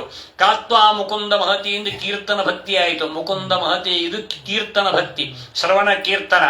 ಮಿತ್ತು ನಿನ್ನ ಸ್ಮರಣೆ ಮಾಡಿದರೆ ಎಲ್ಲ ವಿಧವಾಗಿರತಕ್ಕಂತಹ ಪುರುಷಾರ್ಥಗಳು ಸ್ಮರಣಾತ್ ಸರ್ವ ಪಾಪಘ್ನಂ ಅಂತಿದೆ. ಸ್ಮರಣೆ ಮಾತ್ರದಿಂದ ಎಲ್ಲ ವಿಧವಾಗಿರುವ ಪಾಪಗಳು ಅನಿಷ್ಟಗಳು ದೂರವಾಗತ್ತೆ. ಅಷ್ಟು ಭಗವಂತನ ಸ್ಮರಣೆ ಎಂಬುದಾಗಿದೆ ಎಂಬುದಾಗಿ ಹೇಳ್ತಾ ಇದ್ದಾರೆ. ಅನಂತರ ಅಂತ ಪರಮಾತ್ಮನ ಒಂದು ಪಾದಸೇವನ ಅನಾದಿ ಕಾಲದ ಅನಂತ ಕಾಲದವರೆಗೂ ಯಾರು ನಿತ್ಯ ಪಾದಸೇವನ ಮಾಡ್ತಾ ಇದ್ದಾರೆ? ಲಕ್ಷ್ಮೀದೇವಿನೇ. ದೇಶತಃ ಕಾಲತಃ ವ್ಯಾಪ್ತಳಾಗಿ ಆ ಲಕ್ಷ್ಮೀದೇವಿ ನಿರಂತರವಾಗಿ ಅಂತ ಪರಮಾತ್ಮನ ಪಾದಸೇವೆಯನ್ನ ಮಾಡ್ತಾ ಇದ್ದಾಳೆ. ಅದಕ್ಕಾಗಿ ಈ ಒಂದು ಪಾಲು, ಸಿಂಹದ ಪಾಲು ಸಿಂಹಕ್ಕೆ ಹೋಗಬೇಕು. ಈ ಶಿಶುಪಾಲಯಾದಿಗಳ ಆ ದುಷ್ಟರ ಪಾಲಾಗುವುದು ಬೇಡ. ಏನಾದರೂ ಪೂರ್ತ ಎಷ್ಟ ದತ್ತ ನಿಯಮಂ ವೃತದೇವ ವಿಪ್ರ ಗುರುವರ್ಚನಾ ವಿರಳಂ ಭಗವಾನ್ ಪರೇಶ ಆರಾಧಿತೋ ಇದಗಧ ಕ್ರೀತ್ಯ ಪಾಣಿಂ ಗೃಹಾತು ಮೇನ ನಮಘೋಷ ಸುತಾದಯೋನ್ನೇ. ಪೂರ್ವದಲ್ಲಿ ಯಾವುದೋ ಹಿಂದಿನ ಜನ್ಮದ ಏನಾದರೂ ವಾಪಿ, ಕೂಪ, ತಟಾಗ, ಯಜ್ಞ, ಯಾಗ, ಜಪ, ತಪ, ಹೋಮ, ನೇಮ, ತೀರ್ಥಕ್ಷೇತ್ರ ಯಾತ್ರೆ ಎಲ್ಲ ಏನಾದರೂ ಮಾಡಿದ್ದು ಪುಣ್ಯ ಇದ್ದ ಅತಿ ಸತ್ಕಾರ, ಅಭ್ಯಾಗ ಸತ್ಕಾರ, ಕನ್ಯಾದಾನ, ಅದು ಮಹಾದಾನ, ಗೋದಾನ, ಭೂದಾನ ಏನೇನು ಮಾಡಿರ್ತೀವಲ್ಲ, ಏನಾದರೂ ಪುಣ್ಯ ಇದ್ದರೆ ನಿನ್ನ ಅನುಗ್ರಹವಾಗತ್ತಪ್ಪ ಅಂತ. ಅಂದ್ರೆ ದೇವರ ಅನುಗ್ರಹ ಆಗಬೇಕಾದ್ರೆ ಪುಣ್ಯ ಇರಬೇಕು. ಪುಣ್ಯ ಇಲ್ಲ, ಎಷ್ಟು ಏನಪ್ಪ ಇಷ್ಟು ಸೇವೆ ಮಾಡ್ತಾ ಇದ್ದೀವಿ, ಇಷ್ಟು ತೀರ್ಥಕ್ಷೇತ್ರ ಯಾತ್ರೆ ಮಾಡಿದ್ವಿ, ದಾನ ಧರ್ಮ ಮಾಡಿದ್ರೆ ಏನು ನಮ್ಮ ಫಲ ಸಿಗಲೇ ಇಲ್ಲ. ಪುಣ್ಯ ಇಲ್ಲ. ಪ್ರದಕ್ಷಿಣ ನಮಸ್ಕಾರ ಎಲ್ಲರಿಗೂ ಮಂತ್ರಾಲಯಕ್ಕೆ ಹೋಗ್ತಾರೆ, ಮತ್ತೆ ಎಲ್ಲ ಕಡೆ ಹೋಗ್ತಾರೆ, ಎಲ್ಲರೂ ಸಿಗತ್ತ ಫಲ. ಪುಣ್ಯವಿರಬೇಕು, ಪುಣ್ಯ ಇದ್ರೇನೆ ಸಿಗೋದು. ಅದಕ್ಕೆ ಏನಾದರೂ ರುಕ್ಮಿಣಿ ಹೇಳ್ತಾರಲ್ಲ, ಲಕ್ಷ್ಮೀದೇವಿ ಆರಾಧಿತೋ ಯದಿ, ಒಂದು ವೇಳೆ ಏನಾದರೂ ಒಂದು ಪುಣ್ಯ ಪೂರ್ವಜನ್ಮ ಸುಕೃತ ವಿಶೇಷ ಇದ್ದರೇನೆ ಆವಾಗ ನಿನ್ನ ಸಮಾಗಮವಾಗತ್ತೆ, ನಿನ್ನ ಅನುಗ್ರಹವಾಗತ್ತೆ ಅಂತ. ನೋಡ್ರಿ ಅಂಥ ಮಾತು. ಹೀಗೆ ಆ ಮೂಲಕವಾಗಿ ಹೇ ಗದಾಗ್ರಜ, ನೀನು ವಿಶಿಷ್ಟವಾಗಿ ಬಂದು ಅಂತಹ ನನ್ನ ಪಾಣಿಂ ಏತ್ಯ ಪಾಣಿಂ ಗೃಹಾತು, ನೀನೇ ನನ್ನ ಪಾಣಿಗ್ರಹಣ ಮಾಡಿಕೊಳ್ಳೋ ಹೊರತು ಈ ದಮಘೋಷನ ಈ ಎಲ್ಲ ಅನ್ಯರಾಗಿರತಕ್ಕಂಥ ಅತ್ಯಂತ ದುಷ್ಟರಾದ ಹಾಗೆ ತುಚ್ಛರಾದ ನಿನ್ನ ದ್ವೇಷಗಳಾದಂಥವರನ್ನು ಯಾರೂ ನನ್ನ ಕೈ ಹಿಡುವುದು ಬೇಡ. ಅಂದರೆ ದೇವರು ವಾಸಿಷ್ಠ ಕೃಷ್ಣ ಮಮದೇಹಿ ಕರಾವಲಂಬಂತ ಯಾದವಾರರಿಗೆ ಕರಗ್ರಹಣ ಮಾಡಿದಂತೆ. ವಾಸಿಷ್ಠ ಕೃಷ್ಣ ಮಮದೇಹಿ ಕರಾ, ಇವತ್ತಿಗೂ ಅದು ಸಂಸ್ಥಾನದ ಆ ಎಲ್ಲ ದೇವರೊಂದಿಗೆ ಪೂಜೆ ಮಾಡುವಂತಹ ಪ್ರತಿಮೆ. ಅದು ಯಾದವಾರರು ಪೂಜೆ ಮಾಡಿದ್ದು. ಅದನ್ನ ಸ್ವಾಮಿಗಳು ತಂದು ಕೊಡ್ತಾರೆ. ಸ್ವಾಮಿಗಳೇ ವಿಶೇಷವಾಗಿ ಆ ರಾಮದಿ ರುಚಿಗೆ ಇಟ್ಟು ಪೂಜೆ ಮಾಡ್ತಾರೆ. ಯಾದವಾರರು ಮಾಡಿದಂತಹ ಆ ಯಾದವಾರ್ಯರಿಗೆ ಅಂತಹ ಸಾಕ್ಷಿ ವೇದವ್ಯಾಸ ದೇವರೇ ಅವರ ಕೈ ಹಿಡಿದುಕೊಂಡು ಅವರಿಗೆ ವಿಶಿಷ್ಟವಾದ ಕರಗ್ರಹಣ ಮಾಡಿದಂತೆ. ಅದನ್ನೇ ಕರಾವಲಂಬನ ಸ್ತೋತ್ರ ಪ್ರಸಿದ್ಧವಾಗಿರತಕ್ಕಂಥದ್ದು ಯಾದವಾರ್ಯದ ಅವರ ಮಹಿಮೆಯಲ್ಲಿ ಬಂದದ್ದು. ಆದ್ದರಿಂದ ಅಂತಹ ಪರಮಾತ್ಮ ಅವನ ಪಾಣಿಗ್ರಹಣ ಆಗಬೇಕಾದ್ರೆ ಎಷ್ಟು ತಪಸ್ಸಿರಬೇಕು, ಎಷ್ಟು ಪುಣ್ಯ ಇರಬೇಕು ಮಾಡ್ರಿ, ದೇವರ ಕೈ ಹಿಡಿಬೇಕಾದ್ರೆ ನಮ್ಮನ್ನು. ಹೀಗೆ ಈ ಮೂಲಕವಾಗಿ ಅಂದ ಮೇಲೆ ಶೋಭಾವನಿತ್ವದೋದ್ವಹನೇ ವಿದರ್ಭಾನ್ ಗುಪ್ತ ಸಮೇತ ಪದನಾಧಿ ವಿಪರೀತ ನಿರ್ಮತ್ಯ ಚೈದ್ಯಮಗದಿಂದ ಬಲಂ ಪ್ರಸೈಮಾಂ ರಾಕ್ಷಸನ ವಿಧನ ಉದ್ವಹ ವೀರ ಶುಲ್ಕಾಂ. ಹೇಳ್ತಾಳೆ, ಏನಪ್ಪ ನಾಳಿದ್ದೇ ವಿವಾಹವಿದೆ, ಆ ಮೂಲಕವಾಗಿ ಎಲ್ಲರೂ ವಿಶೇಷವಾಗಿ ಎಲ್ಲ ವಿಶಿಷ್ಟವಾದಂಥ ಎಲ್ಲ ಸಿದ್ಧವಾಗಿ ಬಿಟ್ಟಿದೆ. ಇಡೀ ಪಟ್ಟಣವೇ ಅಲಂಕಾರ ಮಾಡಿಬಿಟ್ಟಿದ್ದಾರೆ. ಎಲ್ಲ ಶಿಶುಪಾಲ ಅವರನ್ನು ಕರೆದುಕೊಂಡು ಅಂತಹ ದಮಘೋಷ ರಾಜ ಎಲ್ಲ ಪರಿವಾರದವರು ಅನಂತರ ಹಾಗೆ ಜರಾಸಂಧ ಸುರಂಗಬಲ ಸೈನ್ಯ ಸಮೇತರಾಗಿ ಎಲ್ಲರೂ ಬಂದು ಬಿಡಾರ ಹಾಕಿಬಿಟ್ಟಿದ್ದಾರೆ. ಇಡೀ ಅಂತ ಶ್ರೇಷ್ಠವಾದಂತಹ ವಿದರ್ಭ ದೇಶ ಕುಂಡನಪುರ ಪೂರ್ಣವಾಗಿ ಎಲ್ಲ ಶೃಂಗಾರಗೊಂಡಿದೆ. ಇನ್ನೇನು ಬೇಕು? ಅದ್ಭುತವಾದಂತಹ ಧ್ವಜಸ್ತಂಭಗಳು, ರಾಜ ತೋರಣ, ಅದು ಇದು ಮಂಗಲ ವಾದ್ಯ ವೈಭವ, ವಿವಾಹದ ಆ ವಿಶಿಷ್ಟವಾಗಿ ಸಿದ್ಧತೆ, ವಿಶಿಷ್ಟವಾಗಿರೋ ಭರದಿಂದ ಎಲ್ಲವೂ ಸಾಗಿದೆ. ಇಂತಹ ಬಂಧುಗಳು ಒಪ್ಪದ ಆ ಮೂಲಕವಾಗಿ ಅಂತ ಮೊದಲೇ ಎಲ್ಲ ಸಿದ್ಧವಾಗಿ ಎಲ್ಲವೂ ಕಾರ್ಯಕ್ರಮ ಸಂಪನ್ನವಾಗ್ತಾ ಇದೆ. ಇಂತಹ ಮಧ್ಯದಲ್ಲಿ ನಾವು ಹೋಗಿ ಆ ಮೂಲಕವಾಗಿ ಅವರನ್ನ ಎಲ್ಲರನ್ನು ವಿರೋಧ ಕಟ್ಟಿಕೊಂಡು ಯುದ್ಧ ಮಾಡಿ ಮೊದಲೇ ಕಲ್ಯಾಣ ಮಂಟಪದ ವಿವಾಹದ ಒಂದು ಸಂತೋಷದ ವಿಶಿಷ್ಟವಾದಂತಹ ಕೂಟ, ಅದು ಸಂತೋಷದ ಒಂದು ಆನಂದದ ಒಂದು ಸಮಾರಂಭ. ಅಲ್ಲಿ ಹೋಗಿ ನಾವು ಎಲ್ಲ ಗಲಾಟೆ ಮಾಡಿ ಯುದ್ಧ ಮಾಡಿ ಅದನ್ನೆಲ್ಲ ಹಾಳು ಮಾಡಿಬಿಟ್ಟು ಅವೆಲ್ಲ ವಿಧವಾಗಿರತಕ್ಕ ಬಂಧುಗಳು ಅವರೆಲ್ಲ ವಿರೋಧ ಕಟ್ಟಿಕೊಂಡು ಅಲ್ಲಿಂದ ನಿನ್ನ ಕರ್ಕೊಂಡ್ಬರೋದು ಉಚಿತವೇ ಅಂತ ನಿನಗಾದರೂ ಸಂದೇಹ ಇದ್ದರೆ ಅದನ್ನು ಹೇಳ್ತಾರೆ. ಪ್ರವದಾಮಿ ಉಪಾಯಂ ಅಂತ ಹೇಳ್ತಾರೆ. ಆ ಮೂಲಕವಾಗಿ ವಿದರ್ಭಾನ್ ಆ ಎಲ್ಲ ಎಷ್ಟೇ ಸೇನೆಗಳು ಬರಲಿ, ಯಾರೇ ಬರಲಿ, ಏನೇ ಬಂದರೂ ಕೂಡ ಅವರೆಲ್ಲ ಸದೆಬೆಡದಾದರೂ ಮಾಂ ರಾಕ್ಷಸ ವಿವಾಹ ವಿಧಿಯಿಂದ ಕದ್ದೊಯ್ದಾರು ಸೈ, ಇವರನ್ನೆಲ್ಲ ಸೆರೆಬೆಡದಾದರ ಸೈ, ಎಲ್ಲರೂ ನೋಡುತ್ತಿರುವಂತೆ ನಿನ್ನ ಶುಲ್ಕ ಇದು, ನಾನು ನಿನ್ನ ಸೊತ್ತು, ಇನ್ಯಾರದೂ ಅಲ್ಲ. ನಮ್ಮ ಸೊತ್ತು ನಾವು ತೆಗೆದುಕೊಳ್ಳಿಕ್ಕೆ ಯಾರು ಆಕ್ಷೇಪ ಮಾಡ್ತಾರ್ರಿ? ಯಾರು ಕೇಳಲ್ಲ. ನನ್ನ ಸೊತ್ತದು, ಹೌದಲ್ಲ? ಅದಕ್ಕೆ ನಾನು ನಿನ್ನ ಸೊತ್ತು. ಆದ್ದರಿಂದ ಅದಕ್ಕಾಗಿ ಎಂದೆಂದು ಅನಾದಿ ಕಾರಣ ನಾನು ನಿನ್ನವಳೆ. ಇವರೆಲ್ಲ ಏನು ಈ ಅದಕ್ಕೆ ಹೇಳ್ತಾರೆ, ಕಿಂ ಭೀಷ್ಮಕೇಣ ಕಿಂ ರುಕ್ಮಿ, ಈ ತಂದೆ ಭೀಷ್ಮಕ, ಈ ಅಣ್ಣ ರುಕ್ಮಿ, ಇವರು ಯಾರು ನನಗೆ ಸಂಬಂಧ ಸೋತಿರಲ್ಲ. ಅನಾದಿಜಾಯಾಂ ಮಾಂ ಸಿದ್ಧಾಂ ನಗತಸ್ಥೆ ಪ್ರಯೋಜನಂ, ವಾದಿರಾಜರು ಹೇಳ್ತಾರೆ. ಈ ಭೀಷ್ಮಕ ರಾಜ ಇವನು ಯಾರು, ಈ ರುಕ್ಮಿ ಇವರು ಯಾರು, ಇವರ ಆಟ ಏನು? ಆದರೆ ಅನಾದಿ ಕಾಲದಿಂದ ನಿನ್ನ ನಿಯತ ಪತ್ನಿ ನಾನಾಗಿದ್ದೇನಾದ್ದರಿಂದ ನಿನ್ನ ಶುಲ್ಕ ನಾನು, ನಿನ್ನ ಸ್ವತ್ತು, ಅದಕ್ಕೆ ನಿನ್ನ ಅಧಿಕಾರ ಇದೆ ನನ್ನನ್ನ ಪೂರ್ಣ ಇಲ್ಲಿ ಬಂದು ಕರ್ಕೊಂಡು ಹೋಗಲಿಕ್ಕೆ. ಮಾಂ ರಾಕ್ಷಸೇನ ವಿಧಿನ ಉದ್ವಹ ವೀರ್ಯ ಶುಲ್ಕ, ವೀರ್ಯವೇ ಶುಲ್ಕವಾಗಿ ಉಳ್ಳ ನನ್ನನ್ನ ಈ ಪ್ರಕಾರವಾಗಿ ರಾಕ್ಷಸರ ಹಾಗೆ ಕದ್ದೊಯ್ದು ವಿವಾಹವಾಗ್ತಾರೋ ಆ ಮೂಲಕವಾಗಿ ನನ್ನನ್ನು ನೀನು ಕೂಡ ವಿವಾಹ ಮಾಡಿಕೋ ಅಂತಂದಾಗ ಆ ಮೂಲಕವಾಗಿ ಇಂತಹ ಬಂಧುಗಳ ವಿರೋಧ ಆಗ್ತದಲ್ಲ ಅಂತಂದರೆ ಉಪಾಯ ಹೇಳ್ತೇನೆ. ಪೂರ್ವೇ ದುರಸ್ಥ ಭವತಿ ಕುಲದೇವ ಯಾತ್ರಾ ಯಶ್ಯಾಂ ಬಹಿರ್ನಭೂತೋ ಗಿರಿಜಾಮುಪೇಯಾತ್ ಯಶ್ಯಾಂಗ್ರಿಪಂಗದ ಸಪರಂ ಮಹಂತಃ ವಾಂಛನುವಾಪಜುವಾತ್ಮತಮೋಪಹತ್ಯೈ ಯರಿ ಅಂಬುಜಾಕ್ಷರೇ ಹಾಗೆ ಭವಪ್ರಸಾದಂ ಯಶ್ಯಾಮಸುನ್ನ ವೃಷಗಜಾಂಚಿತ ಜನ್ಮ ವಿಶ್ಯಾತ್. ನಮ್ಮ ಒಂದು ಕುಲದಲ್ಲಿ ಒಂದು ಪರಂಪರೆ ಇದೆ. ಒಂದು ವಿಶೇಷ ಆಗಿನ ಕಾಲದಿಂದ ಒಂದು ಪರಂಪರಾ ಪ್ರಾಪ್ತವಾಗಿ ಊರು ಹೊರಗೆ ಅಂಬಿಕಾ ದೇವಾಲಯ, ಅಲ್ಲಿ ವಿಶಿಷ್ಟವಾದ ದುರ್ಗಾದೇವಿ ಅಂತಂದ್ರೆ, ಅಥವಾ ಅದೇ ರೀತಿಯಾಗಿ ಅಂತ ಅಂಬಿಕಾ ದೇವಾಲಯ ಇದೆ. ಅಲ್ಲಿ ಹೋಗಿ ನಮ್ಮಲ್ಲಿ ಏನೇ ಒಂದು ಶುಭ ಕಾರ್ಯ ಆದರೆ ಊರು ಹೊರಗಿರುವಂತಹ ದೇವಾಲಯಕ್ಕೆ ಅಂತಹ ಅಲ್ಲಿ ಹೋಗಿ ಅಲ್ಲಿ ಪೂಜೆ ಮಾಡಿಕೊಂಡು ಬರುವಂತಹ ಕ್ರಮ ಇದೆ. ನಮ್ಮಲ್ಲಿ ಆ ಒಂದು ವಿಶಿಷ್ಟವಾದ ಕ್ರಮ ಇರೋದರಿಂದ ನಾಳೆನೇ ಎಲ್ಲ ಚದುರಂಗಬಲ ಎಲ್ಲ ಸೈನ್ಯ ಸಮೇತನಾಗಿ ಮಂಗಲವಾದ್ಯ ವೈಭವ ಘೋಷ ಪರಸ್ಪರವಾಗಿ ಅಲ್ಲಿ ಹೋಗಿ ನಾನು ಗೌರಿ ಪೂಜೆಯನ್ನು ಮಾಡ್ತೇನೆ. ಮಾಡಿಕೊಂಡು ಬರುತ್ತಿರುವಾಗಲೇನೆ ಎಲ್ಲರೂ ನೋಡುತ್ತಿರುವಂತೆ ನನ್ನನ್ನ ಕರ ಹಿಡಿದು ಪಾಣಿಗ್ರಹಣ ಮಾಡಿಕೊಂಡು ರಥದಲ್ಲಿ ಹಚ್ಚಿಸಿಕೊಂಡು ದ್ವಾರಕಾಪಟ್ಟಣಕ್ಕೆ ನೀನು ಅವಶ್ಯವಾಗಿ ಕರೆದುಕೊಂಡು ಹೋಗಿ ವಿವಾಹವಾಗಬಹುದು ಅಂತ ಇಷ್ಟೆಲ್ಲ ಕೃಷ್ಣನ ಗೊತ್ತಿಲ್ಲೇನು ಅಂದ್ರೆ ಎಷ್ಟು ಅವಳಲ್ಲಿ ಅಂತಹ ಆ ಒಂದು ಕೃಷ್ಣ ತುಂಬಿದಾನೆ ಮನಸ್ಸು ತುಂಬ.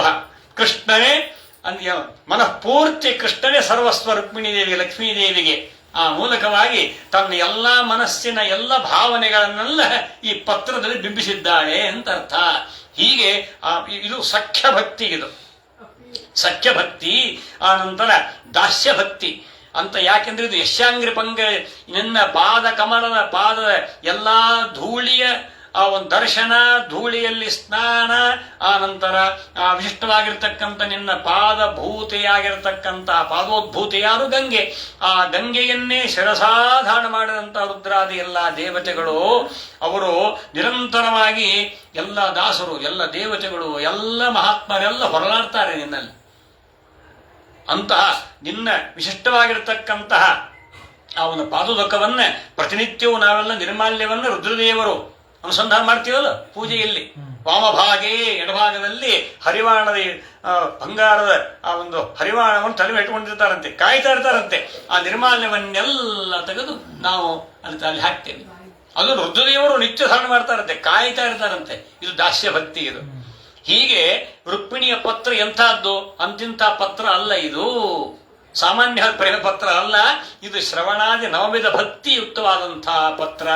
ಹೀಗೆ ಇಷ್ಟೆಲ್ಲ ಆಗಿ ಒಂದು ವೇಳೆ ನೀನು ಏನಾದರೂ ನಿನ್ನ ಸಮಾಗಮ ಆಗಿಲ್ಲ, ನನ್ನ ಪಾಣಿಗ್ರಹಣ ಮಾಡಿಕೊಳ್ಳಿಕ್ಕೆ ಆಗಿಲ್ಲ ಅಂದ್ರೆ ನಾನು ಹೀಗೇ ಪೂರ್ಣವಾಗಿ ಮದುವೆ ಆಗುವುದಲ್ಲ, ಅತ್ಯಂತ ಕೃಷಣಾಗಿ ನಾನು ನನ್ನ ಪ್ರಾಣವನ್ನೇ ಪರಿತ್ಯಾಗ ಮಾಡ್ತೇನೆ.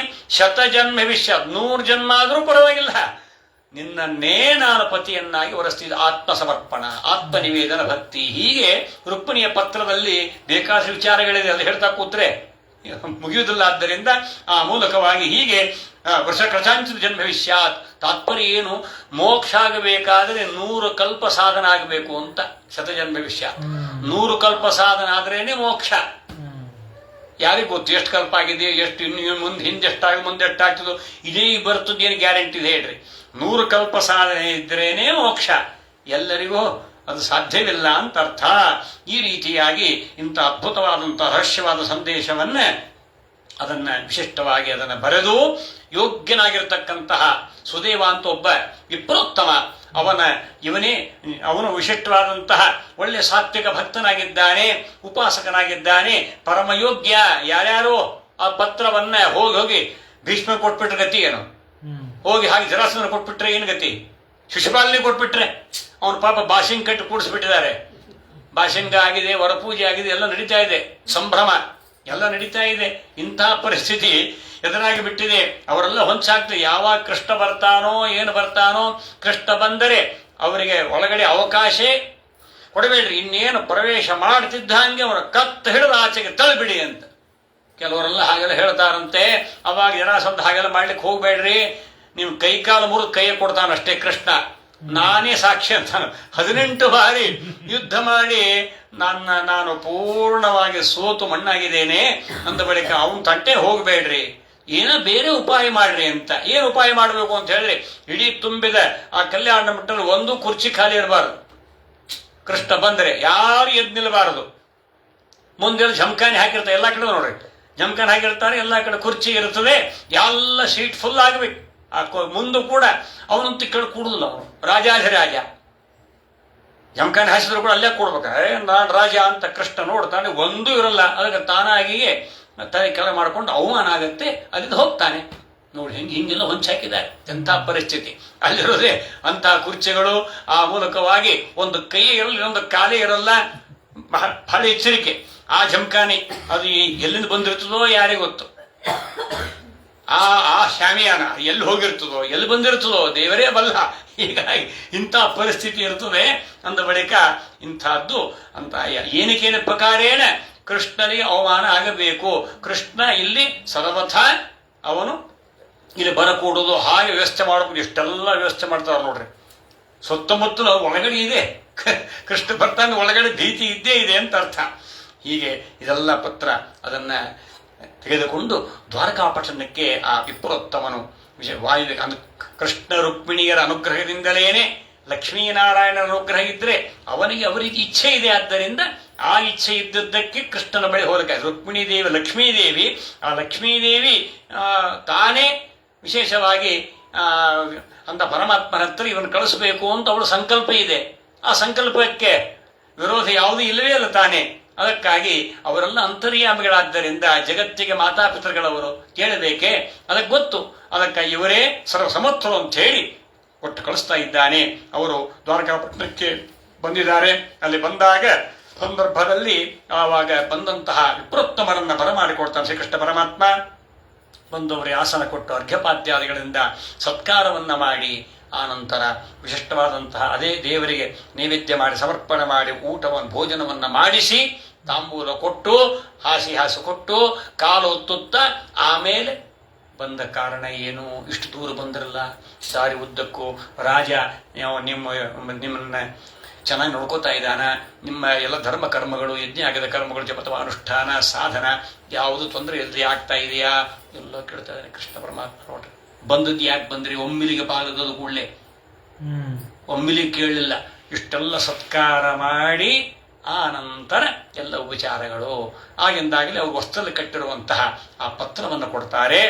ಆಗ ಆ ಪತ್ರವನ್ನು ನೋಡಿ ಆವಾಗ ಆ ಸಂದರ್ಭದಲ್ಲಿ ಅಂತ ಕೃಷ್ಣ ಪರಮಾತ್ಮ ಆ ರುಕ್ಮಿಣಿಯ ಪತ್ರ ಅದು ಅಂತ ಭಕ್ತಿಯುಕ್ತ ಪತ್ರ, ಭಕ್ತ್ಯಾ ಪ್ರಸನ್ನ, ಪರಮಾತ್ಮ ಭಕ್ತಿಯಿಂದಲೇನೆ ಅವನು ವಿಶೇಷ ಪ್ರಸನ್ನನಾಗ್ತಾನಂದ ಬಳಿಕ ಇಂತಹ ಆ ಭಕ್ತಿಯಿಂದ ಬರೆದಂತಹ ಪತ್ರವನ್ನು ತಂದಂತಹ ಭಕ್ತರು ನೀವು ಅಂತ ಹೇಳಿ ಅವ್ರ ಕೈಯನ್ನು ಹಿಡಿದು ಬಿಟ್ಟ. ಭೈಷ್ಮೀ ಕರಗ್ರಹಣಮೇಶ ಕರಿಷ್ಯತೀತಿ ವಾದಿರಾಜರು ತಿಳಿಸಿದರೆ ಕೊಂಡಾಡ್ತಾರೆ. ಯಾವಾಗ ಆ ಪತ್ರ ತಂದಂತಹ ವಿಪ್ರೋತ್ತಮನ ಕೈ ಹಿಡಿದೇ ಯಾವಾಗ ಪರಮಾತ್ಮ ಕೈಯನ್ನು ಗಟ್ಟಿ ಹಿಡಿದುಕೊಂಡನೋ ಅವಾಗ ಏನಾಯ್ತು, ರುಕ್ಮಿಣಿಯ ಪಾಣಿಗ್ರಹಣ ಅವಶ್ಯ ಮಾಡ್ತೇನೆ ಅಂತ ಆಯ್ತು. ಈಗ ಅಂತಾರ ಕೆಲವರು, ನಮ್ ಕೆಲಸ ಮಾಡ್ಕೊಡ್ರಿ ಅಂತ. ಅವಾಗ ಒಬ್ರು ಕೈ ಹಿಡಿದು ಆಯ್ತಪ್ಪ, ಹಾಗಾದ್ರೆ ಅವ್ರು ಕೈ ಹಿಡಿದಾರಂದ್ರೆ ನಮ್ಮನ್ನು ಕೈ ಸರ್ವಥ ಬಿಡುವುದಿಲ್ಲ ಅಂತ ಅರ್ಥ. ಹಾಗಾದರೆ ಅದಕ್ಕಾಗಿ ಆ ವಿಪ್ರೋತ್ತಮನ ಪಾಣಿಗ್ರಹಣ ಅವನ ಕೈ ಹಿಡಿದು ಬಿಟ್ಟು ನಾ ರುಕ್ಮಿಣಿ ಪಾಣಿಗ್ರಹಣ ಅವಶ್ಯ ಮಾಡ್ತೇನೆ, ನಾನು ಅವಳ ಚಿಂತೆಯಲ್ಲೇ ಇದ್ದೇನೆ ಅಂತಂದ್ರೆ ಕೃಷ್ಣ, ರುಕ್ಮಿಣಿಯ ಚಿಂತೆಯಲ್ಲೇ ನಾನು ಇದ್ದೇನೆ ಅಂತ ಹೇಳುತ್ತಾ ಆಗಿಂದಾಗಲೇ ದಾರುಕನಿಗೆ ಆಜ್ಞೆ ಮಾಡ್ತಾನೆ. ಆಜ್ಞೆ ಮಾಡಿದ ಕೂಡಲೇನೆ ರಥ ಎಲ್ಲ ಸಿದ್ಧವಾಯಿತು. ವಿಪ್ರೋತ್ತಮನ ಮೂಲಕವಾಗಿಯೇ ಅವರು ನೇರವಾಗಿ ವಿದರ್ಭ ದೇಶಕ್ಕೆ ಅಂತ ಕುಂಡಿನಪುರಕ್ಕೆ ಬರ್ತಾ ಇದ್ದಾರೆ. ಅವ ಸಂದರ್ಭದಲ್ಲಿ ಇತ್ತ ಕಡೆ ಎಲ್ಲ ವಿಧವಾಗಿರತಕ್ಕಂತಹ ಎಲ್ಲ ವೈಭವ ನೆರವೇರ, ಏನೋ ಅವನು ಕಣ್ಣಿ ಬೀಳ್ತಾ ಇಲ್ಲ. ಏನಾಯ್ತು, ನನ್ನ ಕೆಲಸ ಹಣ್ಣೋ ಕಾಯೋ, ಕೃಷ್ಣ ಬರ್ತಾನೋ ಇಲ್ಲೋ, ನನ್ನ ಪತ್ರ ಅದು ತಲುಪಿದೆಯೋ ಅಂತ ತಿಳ್ಕೊಂಡು ತಾನಾ ಯೋಚನೆಯಲ್ಲಿಯೇ ಇರುವಾಗ ಅಲ್ಲೆಲ್ಲ ವಾಮ ಊರ್ಭುಜೋ ನೇತ್ರನ್ ಅಸ್ಪೃ ಶುಭ ಶಕನಗಳೆಲ್ಲ ಆಯ್ತು ರುಕ್ಮಿಣಿ ದೇವಿಗೆ. ಅಲ್ಲೆಲ್ಲ ಹೇಳ್ತಾರೆ, ರೋಗರಿ ವಿಶೇಷವಾಗಿ ವರ್ಣನೆ ಮಾಡ್ತಾರೆ. ವಿಪ್ರೋತ್ತಮ ಕಣ್ಣಿಗೆ ಬಿದ್ದ. ಅವರು ಮಾಡಿದಂತಹ ಕಾರ್ಯಕ್ಕೆ ಪ್ರತಿಗೇನು ಕೊಡಬೇಕು, ಭೂಯಿಷ್ಠ ಅಂತೆ ನಮ ಉಕ್ತಿಂ ವಿಧೇಮ, ಅದಕ್ಕೆ ಬೆಲೆ ಕಟ್ಟಕ್ಕಾಗುವುದಿಲ್ಲ. ಅಂತಹ ಅದ್ಭುತವಾದಂತಹ ಮಹತ್ತರ ಕಾರ್ಯ ಮಾಡಿದಿರಪ್ಪ, ಅದಕ್ಕಾಗಿ ನಮಸ್ಕಾರ ಮಾಡಿದರಂತೆ. ಅಸಂಖ್ಯ ವಿಧವತ್ತವಾದ ಉಡುಗೊರೆಲ್ಲ ಕೊಟ್ಟು ನಮಸ್ಕಾರ, ಯಾಕಂದ್ರೆ ಇದಕ್ಕೆ ನಾವು ಬೆಲೆ ಕಟ್ಟಕ್ಕೆ ಆಗುವುದಿಲ್ಲ ಅಂತ ಹೇಳಿ ಅವರಿಗೆ ನಮಸ್ಕಾರ ಮಾಡ್ತಾಳೆ. ಕೃಷ್ಣ ಆಗಮನ ವಾರ್ತೆಯನ್ನು ಕೇಳಿಕೊಳ್ಳೆ ಕೃಷ್ಣ ತಾನು ಹೊರಗೆ ಇದ್ದ. ಯಾಕೆ, ಜರಾಸಂಧ ಹೆದರೇ ಅಲ್ಲ. ಯಾವಾಗ ಕೃಷ್ಣ ಮುಂದೆ ಬರ್ತಾನೋ ಜರಾಸಂಧ ಯುದ್ಧಕ್ಕೆ ಸಿದ್ಧರಾಗಿ ಬಿಡ್ತಾನೆ. ಹೀಗಾಗಿ ಆ ಕಲ್ಯಾಣ ಮಂಟಪ ಅದು ರಣರಂಗ ಆಗಬಾರದು ಉದ್ದೇಶ ಅಷ್ಟೇ, ಇನ್ನೇನಲ್ಲ. ಹೋಗಿ ಏನಪ್ಪ ಮತ್ ಕೃಷ್ಣನ ಮೇಲೆ ಅಪವಾದ, ಎಲ್ಲಾ ಕಡೆ ಬರೇ ಹಾಳ ಮಾಡಕ್ಕೆ ಬರ್ತಾನೆ ಅವನು ಅಂತ ಎಲ್ಲ ಕಡೆ ಇದೆಲ್ಲ ಈ ಪ್ರಕಾರ ಎಲ್ಲ ಬರೆಸೇ ಈ ಜಗಳ ಕದನ ಯುದ್ಧ ಎಂತ ಶುಭ ಕಾರ್ಯ ಅಂತ ಹೇಳ್ಕೊಂಡು ನಾಳೆ ಮತ್ತೆ ಬೆಟ್ಟು ಮಾಡಬಾರ್ದು ನೋಡ್ರಿ. ಕಾಯ್ತಾ ಇರ್ತಾರೆ ಕೃಷ್ಣನ ಮೇಲೆ. ಅಲ್ಲಿಗೆ ವಾಸ ಮಾಡಿದ್ದಾನೆ. ಭೀಷ್ಮಕನಿಗೆ ಗೊತ್ತಾಯಿತು, ತಾನು ಸಹಕುಟುಂಬ ಪರಿವಾರ ಸಮೇತನಾಗಿ ಪತ್ರಿಕಾ ಸಮೇತನಾಗಿ ಬಂದು ಕೃಷ್ಣನಿಗೆ ಆಮಂತ್ರಣ ಕೊಡ್ತಾ ಇದ್ದಾನೆ. ಎಲ್ಲ ಅಂತಃಪುರದಲ್ಲಿರುವಂತ ಎಲ್ಲರೂ ಕೂಡ ಅಂತ ಕೃಷ್ಣಾಗಮನವನ್ನು ನೋಡಿ ಪರಮ ಸಂತೋಷ ಪಟ್ಟಿದ್ದಾರೆ. ಕೃಷ್ಣನೇ ರುಕ್ಮಿಣಿಗೆ ತಕ್ಕ ರಮಣ, ಆ ದುಷ್ಟನಿಗೆ ಸಲ್ಲುವುದು ಬೇಡ, ಕೃಷ್ಣನೇ ಪಾಣಿಗ್ರಹಣ ಮಾಡಲಿ ಅಂತ ಇಡೀ ಎಲ್ಲ ಪುರದ ಎಲ್ಲ ಪ್ರಜೆಗಳೆಲ್ಲ ಹರಿಸಿದರಂತ ನೋಡ್ರಿ. ಹೀಗಾಗಿ ಆ ಮೂಲಕವಾಗಿ ಬರಬೇಕು ಅಂತ ಕರಿತಾನೆ. ನಾವಿಲ್ಲೇ ಇದ್ದು ಆಶೀರ್ವಾದ ಮಾಡ್ತೀನಪ್ಪ ಅಂತ ಕೃಷ್ಣ ಹೇಳಿದಂತೆ ರಾಜನಿಗೆ, ಭೀಷ್ಮಕ ರಾಜನಿಗೆ. ಎಂದಿನಂತೆ ರುಕ್ಮಿಣಿಗೆ ಮರು ದಿವಸ ಮಂಗಲ ಮಜ್ಜನ ಮಾಡಿ ಅಂತ ಎಲ್ಲ ಅಲಂಕಾರ ಮಾಡಿಕೊಂಡು ಅಲ್ಲಿ ವಿಶಿಷ್ಟವಾದಂಥ ಅಂಬಿಕಾ ದೇವಾಲಯಕ್ಕೆ ಮಂಗಲವಾದ್ಯ ವೈಭವ ಘೋಷ ಪುರಸ್ಸರವಾಗಿ ಎಲ್ಲರೂ ಕೂಡ ಕರೆದುಕೊಂಡು ಹೋಗಿದ್ದಾರೆ. ಮಂಗಲ ಸಂಭಾರಗಳು, ಪೂಜಾ ಸಾಮಗ್ರಿಗಳನ್ನ ಎಲ್ಲ ಬಾಗಿಲುಗಳನ್ನೆಲ್ಲ ತೆಗೆದುಕೊಂಡು ಹೊರಟಿದ್ದಾರೆ. ಅಲ್ಲಿ ಹೋಗಿ ಆ ಒಂದು ವಿಶಿಷ್ಟವಾದಂತಹ ಅಂಬಿಕಾ ಎಲ್ಲ ದೇವಿಯ ಪೂಜೆಯನ್ನ ಮಾಡಿ ಬಾಗಿಣವನ್ನು ಕೊಟ್ಟು ಅಂದಿನಿಂದೇ ಗೌರಿ ಪೂಜೆ ಆ ಕ್ರಮ ಬಂದಿದ್ದೇ ಅಲ್ಲಿಂದ ಮಹಾಲಕ್ಷ್ಮಿ ತನ್ನ ಪೂಜೆ ಹಾಗೆ ಮಾಡಿಕೊಡ್ತಾಳೆ. ಈಗೆಲ್ಲ ಗೌರಿ ಪೂಜೆ 3 ಗಂಟೆ ಬ್ಯೂಟಿ ಪಾರ್ಲರೇ, ಇನ್ನು 5 ನಿಮಿಷ ಅರ್ಶನ ಇರಿಸು ಕುಂಕುಮ ಇರಿಸು ನಡಿ. ಬಾಗಣ ಕೊಟ್ಟರು ಬಿಟ್ರು ಆಮೇಲೆ ಫೋಟೋ ವಿಡಿಯೋ ಛಾಯಾಗ್ರಹಣ ಮುಹೂರ್ತ ಸುಮುಹೂರ್ತ ಮಸ್ತು ಸುಪ್ರತಿಷ್ಠಿತ ಮಸ್ತು ಮುಗಿದೋಯ್ತು. ಮದುವೆ ಆಗಿ ಹೋಯ್ತು. ಅವನು ಆ ಯಜಮಾನರನ್ನು ತಳ್ತಾನೆ, ಆಚಾರನು ತಳ್ಬಿಡ್ತಾನೆ, ಕಲಶನು ಒದ್ದು ಬಿಡ್ತಾನೆ. ಗೋವಿಂದ ಅವರನ್ನೆಲ್ಲ ಹೇಗೆ ಬೇಕೋ ಹಾಗೆ ಇವ್ರು ಬರೋದು, ಅವ್ರು ಬರಲ್ಲ, ಅವ್ರು ಬರೋದು, ಇವ್ರು ಬರಲ್ಲ. ಅಲ್ಲಿ ಹುಡುಗನ ಕರ್ಕೊಂಬಂತ ಎಂಬುದಾಗಿ ಸೋದರವನ್ನು ಕರ್ಕೊಂಬರ್ಬೇಕಂದ್ರೆ ಅವರು ಅಲ್ಲಿ ನಿಂತು ಬಿಡ್ತಾರೆ, ಬಿಡೋದೇ ಇಲ್ಲ ಮಹಾತ್ಮ. ಇನ್ನು ಇಲ್ಲಿ ಹುಡುಗಿನ ಕರ್ಕೊಂಡ್ಬರ್ದ ಸೋದರಮಾವ ಎಲ್ಲಿ ಹೋಗಿರ್ತಾನೆ, ಅವೊಂದು ಲೋಕವೇ ಬೇರೆ ಇರ್ತಾರೆ. ಅದೊಂದು ಇನ್ನು ಹೆಣ್ಣೊಪ್ಸುವಾಗ ಒಬ್ರು ಇರಲ್ಲ ಅಲ್ಲಿ. ಹೆಣ್ಣೊಪ್ಸುವ ಕಾರ್ಯದಲ್ಲಿ ಅವ್ರು ಬರ್ಬೇಕು ಇವ್ರು ಬರ್ಬೇಕು ಅನ್ಕೊಂಡು ಯಾವ್ಯಾವುದೋ ಲೋಕದಲ್ಲಿ ಇರ್ತಾರೆ, ಎಲ್ಲೆಲ್ಲೋ ಇರ್ತಾರೆ. ಅಂತ ಪರಿಸ್ಥಿತಿ ಈಗ ಏನ್ ಮಾಡ್ತೀವಿ? ಏನ್ ಗೌರಿ ಪೂಜಾ ಏನಿದು ಮುಗಿದೇ ಇಲ್ಲ. ಒಂದು ಕಡೆ ಅಲ್ಲೇ ಮದುವೆ ಸಮಾರಂಭ, ಬೆಳಿಗ್ಗೆ ನಾಂದಿ ಆಗಬೇಕು, ಆಮೇಲೆ ಮುಂದಿನ 10-11 ಗಂಟೆಗೆ ಬೀಗರು ಬರಬೇಕಾಗಿದ್ರೆ ಹುಡುಗಿದು ಎಲ್ಲ ಬ್ಯೂಟಿ ಪಾರ್ಲರ್ ಎಲ್ಲ ಶೃಂಗಾರ ಆಯ್ತು. ತಾಯಿನೂ ನಿಂತು ಬಿಟ್ಟಿದ್ದಾಳೆ, ಬರ್ತಾನೆ ಇಲ್ಲ. ಕೊನೆಗೆ ಆಚಾರ್ಯರು ಅಡಿಕೆ ಬೆಟ್ಟ ಕೊಟ್ಟರು, ಅಡಿಕೆ ಬೆಟ್ಟ ಇಟ್ಟುಕೊಂಡು ನಾಂದಿನೂ ಆಗೋಯ್ತು, ಬರಲೇ ಇಲ್ಲ. ಎಷ್ಟು ಸ್ವಲ್ಪ ಸುಮ್ಮನೆ ಸಂಕಲ್ಪ ಮಾಡಿ ಸ್ವಲ್ಪ ಕೂತ್ ಶಾಸ್ತ್ರ ಮಾಡಿ ಹೋಗಮ್ಮ ಅಂತ ಹೇಳ್ತಾರೆ ಆಚಾರ್ಯರು. ಎಲ್ಲ ನೀವು ಮಾಡ್ಕೋತ ಕೂಡ್ರಿ, ನಿಮ್ಮ ಪುಣ್ಯ ನಿಮ್ಮ ನಾಂದಿ ಎಲ್ಲ ಮಾಡ್ಕೋತ ಕೂಡ್ರಿ. ನಮಗೆ ನಾವು ಮೊದಲು ಅದೇ ಎಂಥ ಪರಿಸ್ಥಿತಿ, ನಾಂದಿ ಎಲ್ಲ ಸಮಾರಾಧನಾ ಕುಲದೇವರ ಪೂಜೆ, ನಾಂದಿ ಪೂಜೆ, ಅದು ಹೆಂಗೆ ಸಾಧ್ಯ ಹೇಳ್ರಿ? ಹೀಗಾಗಿ ಕೊನೆವರೆಗೂ ಬರಲಿಲ್ಲ. ಇನ್ನೇನು ಮಾಡೋದು? ಬರ್ರಿ ಬರ್ರಿ ಬರ್ರಿ ಎಷ್ಟು ಸಲ ಅವರು ಗೋಗಿರ್ಬೇಕು. ಪುಣ್ಯ ಗಣಪತಿ ಪೂಜೆ ಆಯ್ತು, ಪುಣ್ಯದಲ್ಲ ಅವನ ಪೂಜೆ ಆಯ್ತು, ಪುಣ್ಯವಾಚನ ಆಯ್ತು, ಪರೋಕ್ಷಣ ಯಾರಿಗೆ ಪರೋಕ್ಷಣ ಮಾಡು, ಕೊನೆಗೆ ಪರೋಕ್ಷಣ ಮಾಡ್ಬೇಕಾಯ್ತು ಅಷ್ಟೇ. ಎಲ್ಲಾನು ಮಾತ್ರಗ ಪೂಜೆ ಆಯ್ತು, ನಾಂದಿ ಆಯ್ತು, ಮಂಟಪದ ಎಲ್ಲ ನವಗ್ರಹ ಪೂಜೆ ಎಲ್ಲ ಬರೇವಲ್ರಪ್ಪ. ಇನ್ನೇನು ಮಾಡೋದು? ಇನ್ನು ನಾಂದಿ ಸ್ಥಾಪನೆ ಮಾಡ್ಬೇಕಲ್ಲ, ಅದಕ್ಕಾದ್ರೂ ಬಾಲ ತೆಗಿಬೇಕಲ್ಲ. ಅಲ್ಲಿ ಬರೋ ತನಕ ಅಲ್ಲೇ ಇತ್ತು. ಇನ್ನು ಅಲ್ಲಿ ಹೋಗಿ ಸ್ಥಾಪನೆ ಮಾಡ್ತಾರೆ. ಅದ್ರ ಮೇಲೆ ಎಲ್ಲ ಲೋಟಗಳು ಕುಡಿದದ್ದು ತಿಂದದ್ದು ಎಲ್ಲ ಅದ್ರ ಮೇಲೇನೆ. ಅದೇನು ನಾಂದಿನೋ ಅದೇನು ಇದನೋ ಎಷ್ಟು ಅಪಚಾರಗಳಾಗಬೇಕು ಅಷ್ಟು ಅಪಚಾರಗಳು ಈಗಿನ ಕಾಲದಲ್ಲಿ ಆಗತ್ತೆ. ಹೀಗಾಗಿ ಕೇವಲ ಶೋ ಅಷ್ಟೇ ಆಗಿಬಿಟ್ಟಿದೆ. ಅಟಾಟೋಪೋ ಭಯಂಕರ, ಕೇವಲ ಟಮಟಮ ಧ್ವನಿ ಅಂತ ಏನು ಯಾವುದು ಬೇಕಾಗಿಲ್ಲ ಅಂತ ಪರಿಸ್ಥಿತಿ ಈಗ ಆಗಿಬಿಟ್ಟಿದೆ. ಅಂತ ಗೌರಿ ಪೂಜೆನೇ ಇಲ್ಲ ಅಂದ್ಬಿಡಿಕೆ ಇನ್ನೇನು ಎಂಥ ಪರಿಸ್ಥಿತಿ ಅದು. ಉಭಯ ದಾಂಪತ್ಯಾನ್ನ ವಿಹೀಯತೆ. ಈಗೆಲ್ಲ ಡೈವರ್ಸ್ ಆಗುದು ಇದಕ್ಕೋಸ್ಕರ. ಸರಿಯಾಗಿ ಎಲ್ಲ ಗೌರಿ ಪೂಜೆ ಸರಿಯಾಗಿ ಮಾಡ್ರಿ, ಮಾಡಿದಾಗಲೇನೆ ಆಗುದು. ಸರ್ವದಾ ಡೈವರ್ಸ್ ಆಗುವುದಿಲ್ಲ. ಅವರೇ ಮುಖ್ಯ. ಅವರು ಅಭಿಮಾನ ದೇವತೆಗಳು. ಉಮಾ ತಾನು ಶ್ರದ್ಧಾಭಕ್ತಿಯಿಂದ ತಾನೇ ಗೌರಿ. ಆ ಮೂಲಕವಾಗಿ ಅಂತ ಗೌರಿ ಪೂಜೆಯನ್ನ ನೆರವೇರಿಸಿ ಬಾಗಣ ಕೊಟ್ಟು ಬಂದು ಹಾಗೆಯೇ ಅಂತ ಕೃಷ್ಣನೇ ಪತಿಯನ್ನ ಮಾಡುತ್ತಾ ಎಂದು ಪ್ರಾರ್ಥನೆ ಮಾಡಿಕೊಂಡು ಹೊರಗೆ ಬರ್ತಾಳೆ. ಬಂದು ಕಾಮ ಉದ್ದೀಪನಂತೆ ಎಲ್ಲರಿಗೂ ತನ್ನ ಆ ಒಂದು ಮೋಹ, ಆ ಸೌಂದರ್ಯವನ್ನು ಪ್ರಕಟಪಡಿಸ್ತಾಳೆ. ಇವೆಲ್ಲ ಒಬ್ಬರಿಗಿಂತ ಒಬ್ಬರು ಆ ಚತುರಂಗ ಬಲ ಸೈನ್ಯ ಸಮೇತರಾಗಿರತಕ್ಕಂಥ ಏನು ಕಾವಲಗಾರರಿದ್ರು ಎಲ್ಲ ಸೇನೆ ಸ್ತಬ್ಧ ಚಿತ್ರ, ಯಾವ ರೀತಿಯಾಗಿ ಸ್ತಬ್ಧಿಸ್ತಾರ ಹಾಗೆ ಕಣ್ಣು ಪಿಡಿಸೋ ನೋಡ್ತಾ ನಿಂತ್ಬಿಟ್ರು ರುಕ್ಮಿಣಿಯನ್ನ. ಆಕ್ಷನ್ನೇ ಇಲ್ಲ, ನೋ ಆಕ್ಷನ್. ಸ್ತಬ್ಧ ಚಿತ್ರ, ಗೊಂಬೆಗಳಂತೆ ತಟಸ್ಥರಾಗಿ ನಿಂತಿದ್ದಾರೆ. ಎಲ್ಲರೂ ನೋಡುತ್ತಿರುವಂತೆ. ಅವಳು ಹೇಳಿದ್ದಲ್ಲ, ಎಲ್ಲರೂ ನೋಡುತ್ತಿರು ಸಮಕ್ಷಮ ಅಂತ ಹೇಳ್ತಾಳೆ. ಎಲ್ಲರೂ ನೋಡುತ್ತಿರುವಾಗಲೇ ನನ್ನನ್ನು ನೀನು ಕರ್ಕೊಂಡು ಹೋಗ್ಬೇಕು. ಅದೇ ವೀರ ಶುಲ್ಕಾನ್, ನಿನ್ನ ಶುಲ್ಕ ನಾನು, ನಿನ್ನ ಸೊತ್ತು ನಾನು ಅಂತ. ಹಾಗೆ ಕೃಷ್ಣ ಎಲ್ಲಿಂದ ಬಂದನೋ ಹೇಗೆ ಬಂದನೋ ಗೊತ್ತೇ ಇಲ್ಲ. ಎಲ್ಲರೂ ನೋಡುತ್ತಿರುವಂತೆ ರುಕ್ಮಿಣಿಯ ಪಾಣಿಗ್ರಹಣ ಕರವನ್ನು ಹಿಡಿದು ರಥದಲ್ಲಿ ಕೂಡಿಸಿಕೊಂಡು ಹೊರಟೇ ಬಿಟ್ಟ. ಹಾಗೆ ಎಚ್ಚೆತ್ತುಕೊಂಡ್ರಂತೆ. ಹಾಗೆ ಎಚ್ಚೆತ್ತುಕೊಂಡು ಎಲ್ಲರೂ ಮುತ್ತಿಗೆ ಹಾಕ್ತಾ ಇದ್ದಾರೆ. ಬಲರಾಮದೇವರು ಆಗಲೇ ಬಂದೇ ಬಿಟ್ಟಿದ್ರು. ಯಾದವ ಸೇನಾ ಸಮೇತರಾಗಿ ಅಲ್ಲಿ ಬಂದಿದ್ದಾರೆ. ಇತ್ತ ಕಡೆ ಶಸ್ತ್ರಾಸ್ತ್ರಗಳ ಮಳೆಯನ್ನೇ ಕೃಷ್ಣನ ಮೇಲೆ, ರಥದ ಮೇಲೆ ಧಾರಾಕಾರವಾಗಿ ಮಳೆಗರನ್ನು ಸುರಿಸ್ತಾ ಇದ್ದಾರೆ. ಅದನ್ನೆಲ್ಲ ತುಂಡರಿಸಿ ಖಂಡಿಸಿ ಮುಂದಕ್ಕೆ ಹೋಗ್ತಾ ಇದ್ದಾರೆ. ಘನಘೋರ ಯುದ್ಧವಾಯಿತು. ಆ ಯುದ್ಧವಾಗಿ ಮತ್ತೆ ಅಲ್ಲಿಯೂ ಕೂಡ ಜರಾಸಂಧಾದಿಗಳೆಲ್ಲ ಸೋತು ಕೆಲವರೆಲ್ಲ ಪಲಾಯನ ಮಾಡಿದ್ರಂತೆ. ಆದರೆ ಅಣ್ಣ ರುಕ್ಮಿ ಬಿಡಲಿಲ್ಲ. ಬೆನ್ನ ಹತ್ತಿದ, ಪ್ರತಿಜ್ಞೆ ಮಾಡಿದ, ನನ್ನ ತಂಗಿಯನ್ನ ನಾನು ಕೃಷ್ಣನ ಕೊಂದಾದರೂ ಸೈ ಅವಳನ್ನ ತರದೆ ನಾನು ಪುರಪ್ರವೇಶ ಮಾಡುವುದಿಲ್ಲ ಅಂಥೇಳಿ ಪ್ರತಿಜ್ಞೆಗೆ ಇದು ಯುದ್ಧಕ್ಕೆ ಹೊರಟ. ನಿಲ್ಲು ಅಂತ ಹೇಳುತ್ತಾ ಕೃಷ್ಣನೊಂದಿಗೆ ಯುದ್ಧ ಮಾಡ್ತಾ ಇದ್ದಾನೆ. ಆಗ ಅವನ ಎಲ್ಲ ವಿಧವಾಗಿರತಕ್ಕಂಥ ರಥ, ಕುದುರೆ, ಸಾರಥಿ ಎಲ್ಲವನ್ನು ಏಕಕಾಲದಲ್ಲಿ ಎಲ್ಲವನ್ನೂ ಸಂಹಾರ ಮಾಡಿ ಖಡ್ಗ ತೆಗೆದು ಆ ನಂತರ ಅವನನ್ನೇ ಕೊಲ್ಲಿಕ್ಕೆ ಹೊರಟು ಬಿಟ್ಟ. ಆಗ ರುಕ್ಮಿಣಿ ದೇವಿ ಆ ಅಣ್ಣನ ಪ್ರಾಣ ಭಿಕ್ಷೆಯನ್ನ ಕೇಳ್ತಾಳೆ. ಆವಾಗ ಅವನ್ನ ಅಲ್ಲಿ ಕಟ್ಟಿ ಹಾಕಿ ಹೇಗೋ ಖಡ್ಗ ಎತ್ತಿದ್ದ, ಅರ್ಧ ತಲೆ ಅರ್ಧ ಮೀಸೆ ಬೋಳಿಸ್ಕೊಂಡು ಇದೇ ಗತಿ ಹೋಗಂತ. ಸನ್ಯಾಸವೇ ಗತಿ ಅಂತ. ಸಂಪತ್ತು ಇಲ್ಲದವನೆಂದ್ರೆ ಯಾರಿಗೆ ಹಣ ಇಲ್ಲ, ಸಂಪತ್ತಿಲ್ಲ, ಅವನು ಸನ್ಯಾಸ ಆಗ್ಬೇಕಷ್ಟೇ, ಇನ್ನೇನು ಮಾಡಬೇಕು, ಬೇರೆ ದಾರಿನೇ ಇಲ್ಲ ಅಂತ ಹೇಳುತ್ತಾ ಆವಾಗ ಬಲರಾಮ ದೇವರು ಬಂದು ಅವರನ್ನ ಆ ಕಟ್ಟು ಬಿಡಿಸಿದ್ದಾರೆ. ಅಲ್ಲಿಂದ ಬಲರಾಮ ಯಾದವರ ಆ ಸೇನಾ ಸಮೇತನಾಗಿ ದ್ವಾರಕಾ ಪಟ್ಟಣಕ್ಕೆ ಎಲ್ಲರೂ ಬಂದಿದ್ದಾರೆ. ವೈಭವಪೇತವಾಗಿ ಆರತಿಯನ್ನ ಮಾಡಿ ಮಂಗಲ ವಾದ್ಯ ವೈಭವ ಘೋಷ ಮೊಳಗುತ್ತಾ ಇದೆ.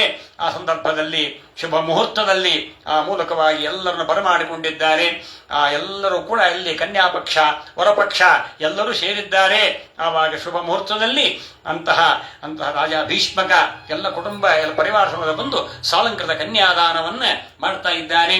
ಮಂಗಲಾಷ್ಟಕ, ಅಂತಃಪಟ, ನಿರೀಕ್ಷಣ ಮುಹೂರ್ತ ಆಯಿತು, ಕನ್ಯಾದಾನ ಆಯಿತು, ಕಂಕಣ ಬಂಧನ, ಮಾಂಗಲ್ಯಧಾರಣೆ ಎಲ್ಲ ಆಗಿ ಆ ಮೂಲಕವಾಗಿ ಅಂತ ಅದ್ಭುತವಾದಂತಹ ರುಕ್ಮಿಣಿ ಕೃಷ್ಣರ ಕಲ್ಯಾಣೋತ್ಸವ ಹೇಗಾಯಿತು, ಅದು ಯಾವ ರೀತಿಯ ಬ್ರಹ್ಮಾದಿ ಸಮಸ್ತ ದೇವತೆಗಳೆಲ್ಲ ಆಕಾಶ ಮಾರ್ಗದಲ್ಲಿ ನಿಂತು ಅಂತಹ ರುಕ್ಮಿ, ಅಂತಹ ಆ ಲಕ್ಷ್ಮೀ ಸ್ವಯಂವರ, ಸಮುದ್ರ ರಾಜ ಆ ಒಂದು ವಿಶಿಷ್ಟವಾದಂತಹ ದೃಶ್ಯವನ್ನು ಕಣತುಂಬಿಸಿಕೊಂಡಿದ್ರಲ್ಲ, ಅದೇ ಇಲ್ಲಿ. ಅಂದ್ರೆ ಕೃಷ್ಣ ಬೇರೆ ಅಲ್ಲ, ನಾರಾಯಣ ಬೇರೆ ಅಲ್ಲ, ಆ ರುಕ್ಮಿಣಿ ಬೇರೆ ಅಲ್ಲ, ಲಕ್ಷ್ಮಿ ಬೇರೆ ಅಲ್ಲ.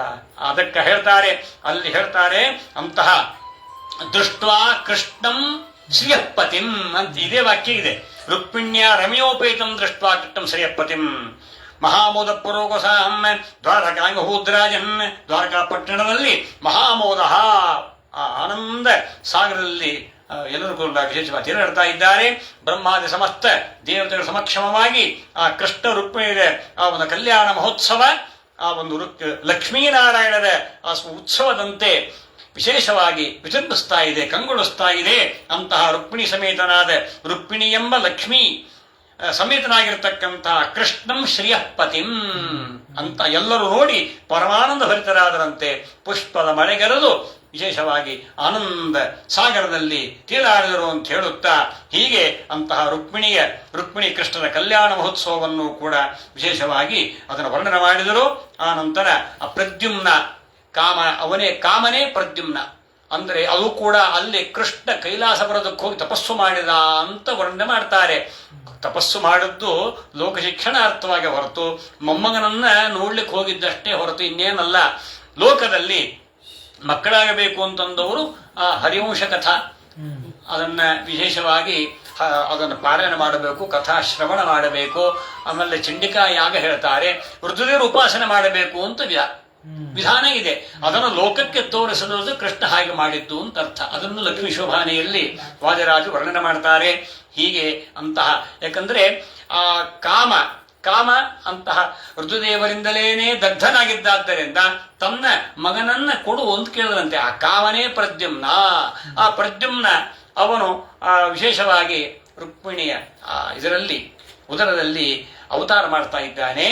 ಆ ಪ್ರದ್ಯುಮ್ನ ಅವನು ವಿಶೇಷವಾಗಿ ಇನ್ನೇನು ನನ್ನ ಸಂಹಾರ ಮಾಡ್ತಾನೆ ಅಂತ ಹೇಳುತ್ತಾ ಆ ಹುಟ್ಟಿದ ಮಗುವನ್ನ ಸೂಚಿಕಾಗ್ರಹಕ್ಕೆ ಕಾಮರೂಪದಿಂದ ಹೋಗಿ ಶಂಬರಾಸುರ ಅದನ್ನ ಕದ್ದು ಇದು ಸಮುದ್ರದಲ್ಲಿ ಹಾಕಿದ್ದಂತೆ.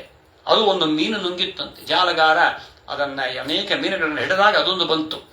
ಆವಾಗ ಅದನ್ನು ತಂದು ಆ ಮೀನನ್ನ ಅಲ್ಲಿ ಹೆಚ್ಚುವಾಗ, ದಾಸಿ ಹೆಚ್ಚುವಾಗ ಅಲ್ಲಿ ಮಗು ಕಾಣ್ತಂತೆ. ಅದಕ್ಕೆ ಪ್ರದ್ಯುಮ್ನೋ ಮೀನಕೇತನಃ, ಆ ಮೀನದ ಹೊಟ್ಟೆ ಒಳಗೆ ಮಗು. ಏನು ಆಶ್ಚರ್ಯ! ಅದನ್ನ ಮಾಯಾವತಿ, ಅವಳೇ ರೇವತಿ ಅಂತ ಇಬ್ಬರು ತಪಸ್ಸು ಮಾಡಿ ದುರ್ದೇವನ ಕುರಿತು ತಪಸ್ಸು, ಶಂಬರಾಸುರನು ತಪಸ್ಸು ಮಾಡಿದ, ರತಿದೇವಿ ತಪಸ್ಸು ಮಾಡಿದ. ಇದು ಮತ್ಸ್ಯ ಪುರಾಣದಲ್ಲಿ ಒಂದಕ್ಕೂ ಆಖ್ಯಾನ ಬರ್ತದೆ. ತಪಸ್ಸು ಮಾಡಿ ಆವಾಗ ಆ ರತಿದೇವಿಯನ್ನೇ ಬಯಸಿದವನು ಮೂರ್ಖ ಶಂಬರಾಸುರ. ರತಿದೇವಿಯನ್ನೇ ಬಯಸಿದ. ರತಿದೇವಿ ತನ್ನ ಪತಿಯನ್ನೇ ಬಯಸ್ತಾಳೆ. ಆವಾಗ ಇಬ್ಬರು ತಥಾಸ್ತಂದು ಬಿಟ್ಟ. ರುದ್ರದೇವರು ಇಬ್ಬರು ವರ ಕೊಟ್ಬಿಟ್ರು. ಆವಾಗ ನಿನಗೆ ಒಂದು ಮೋಹ ವಿದ್ಯೆ ಕೊಡ್ತೇನೆ, ಆ ವಿದ್ಯೆ ನೀನು ನಿರಂತರ ಸ್ಮರಿಸು, ನಿನ್ನನ್ನು ಮುಟ್ಟುವುದೇ ಇಲ್ಲ ಅವನು ಅಂತ ಅದೊಂದು ಉಪಾಯ ಮಾಡಿಬಿಟ್ರು ರುದ್ರದೇವರು. ಹೀಗಾಗಿ ರತಿದೇವಿ ಪರಿಶುದ್ಧಳಾಗಿದ್ಲು. ಅದು ಶಂಬರಾಸುರ ವರದಿಂದ ತೃಪ್ತನಾಗಿದ್ದ. ಕೊನೆಗೆ ಅವಳೇ ವಿಶಿಷ್ಟವಾದಂತಹ ನಾರದರು ಹೇಳಿದಂತೆ ಇವನು ಪ್ರದ್ಯುಮ್ನ, ಇವನು ಮನ್ಮಥ ಅಂತ ಹೇಳಿ ಇಷ್ಟೆಲ್ಲ ವಿಚಾರವನ್ನು ಹೇಳಿ, ಈ ಮಾಯಾವತಿ ಇವಳೇ ರತಿದೇವಿ, ಇವಳೇ ನಿಯತ ಪತ್ನಿ. ನೋಡ್ರಿ, ಆ ಪ್ರದ್ಯುಮ್ನ ನೀನೇ ಬೆಳೆಸಬೇಕು ಅಂತ ನೋಡ್ರಿ. ಅವಳೇ ಮಾಯಾವತಿ ತನ್ನ ಪತಿಯನ್ನ ತಾನೇ ಬೆಳೆಸಿ ತಾನೇ ನಾನು ನಿನ್ನ ನಿಯತ ಪತ್ನಿ ರತಿದೇವಿ ಅಂತ ಅವಳೇ ಪ್ರದ್ಯುಮ್ನನ ಮಡದಿಯಾಗಿದ್ದಾಳೆ. ಈ ರೀತಿಯಾಗಿ ಅಂತಹ ಆ ಪ್ರದ್ಯುಮ್ನ ಅವಳ ಪತ್ನಿ ಮಡದಿ, ಅಲ್ಲಿ ಅನಿರುದ್ಧ ಅಂತೆಂಬುದಾಗಿ ಮಗ ಹುಟ್ಟುತ್ತಾ ಇದ್ದಾನೆ. ಮುಂದೆ ಅದ ಬಳಿಕ ಆ ಶಂಬರಾಸುರ, ಲೋಕಂಡಕನಾಗಿರ್ತಕ್ಕಂಥ ಶಂಬರಾಸುರನ್ನ ಪ್ರದ್ಯುಮ್ನ ಸಂಹಾರ ಮಾಡಿದ. ಮುಂದೆ ಸತ್ಯಭಾಮೆ, ಅದು ಶಮಂತಕೋಪಾಖ್ಯಾನ. ಅಂತಹ ಆ ಶಮಂತಕಮಣಿ ಸೂರ್ಯನ ಉಪಾಸನೆಯನ್ನ, ಸೂರ್ಯನ ಅತ್ಯಂತ ಪ್ರೀತಿಗೆ ಪಾತ್ರರಾಗಿರ್ತಕ್ಕಂಥ ಸತ್ರಾದಿತ, ಅವನು ಸೂರ್ಯನ ಮಿತ್ರ ಉಪಾಸನೆ ಮಾಡಿ ಅವನು ಅತ್ಯಂತ ಪ್ರೀತರಾಗಿ ಶಮಂತಕ ಮಣಿಯನ್ನು ಕೊಟ್ಟಿದ್ದ. ಆವಾಗ ಸತ್ಯಭಾಮೆ ಮಗಳು, ಏಕೈಕ ಪುತ್ರಿ, ಅವನಿಗೆ ಗಂಡು ಮಕ್ಕಳು ಇರಲಿಲ್ಲ. ಆ ಶಮಂತಕ ಮಣಿ ಅದು ವಿಶಿಷ್ಟವಾಗಿ ಆ ಸತ್ರಾದಿತ ರಾಜ ಅದನ್ನ ಪೂಜೆ ಮಾಡ್ತಾ ಇದ್ದ. ಪ್ರತಿನಿತ್ಯ 8 ಮಣ ಬಂಗಾರ ಕೊಡ್ತಾ ಇದ್ದಂತ. ಅದು 8 ಮಣ ಅಂತ ಹೇಳಿದ್ರೆ 22 ಅಷ್ಟು ವಿಧಾಂತ ಮಣ. ಅಲ್ಲಿ ಎಲ್ಲಿ ಆ ಮಣಿ ಇರ್ತದೋ ಅಲ್ಲಿ ದುರ್ಭಿಕ್ಷೆ ಯಾವುದೂ ಇಲ್ಲ. ರೋಗ, ರುಜಿನ, ತಾಪ, ಸರ್ಪ ಭಯ, ರಾಜಭಯ, ಚೋರ ಭಯ, ವಿಷಾಗ್ನಿ ಭಯ ಯಾವುದೂ ಇರ್ತಿದ್ದಿಲ್ಲಂತೆ. ನಿರ್ಭೀತರಾಗಿರುವಂತಹದ್ದು, ಇಡೀ ರಾಜ್ಯವನ್ನ, ಇಡೀ ಪಟ್ಟಣವನ್ನೇ ಸಂರಕ್ಷಣೆ ಮಾಡುವಂತಹ ಶಕ್ತಿ ಅದು ತೇಜಪುಂಜವಾಯಿತು. ಅದನ್ನ ಕೊರಳಿ ಹಾಕೊಂಡು ಹೊರಟ ಅಂದ್ರೆ 2ನೇ ಸೂರ್ಯ ಬಂದನು ಏನು ಅಂತ.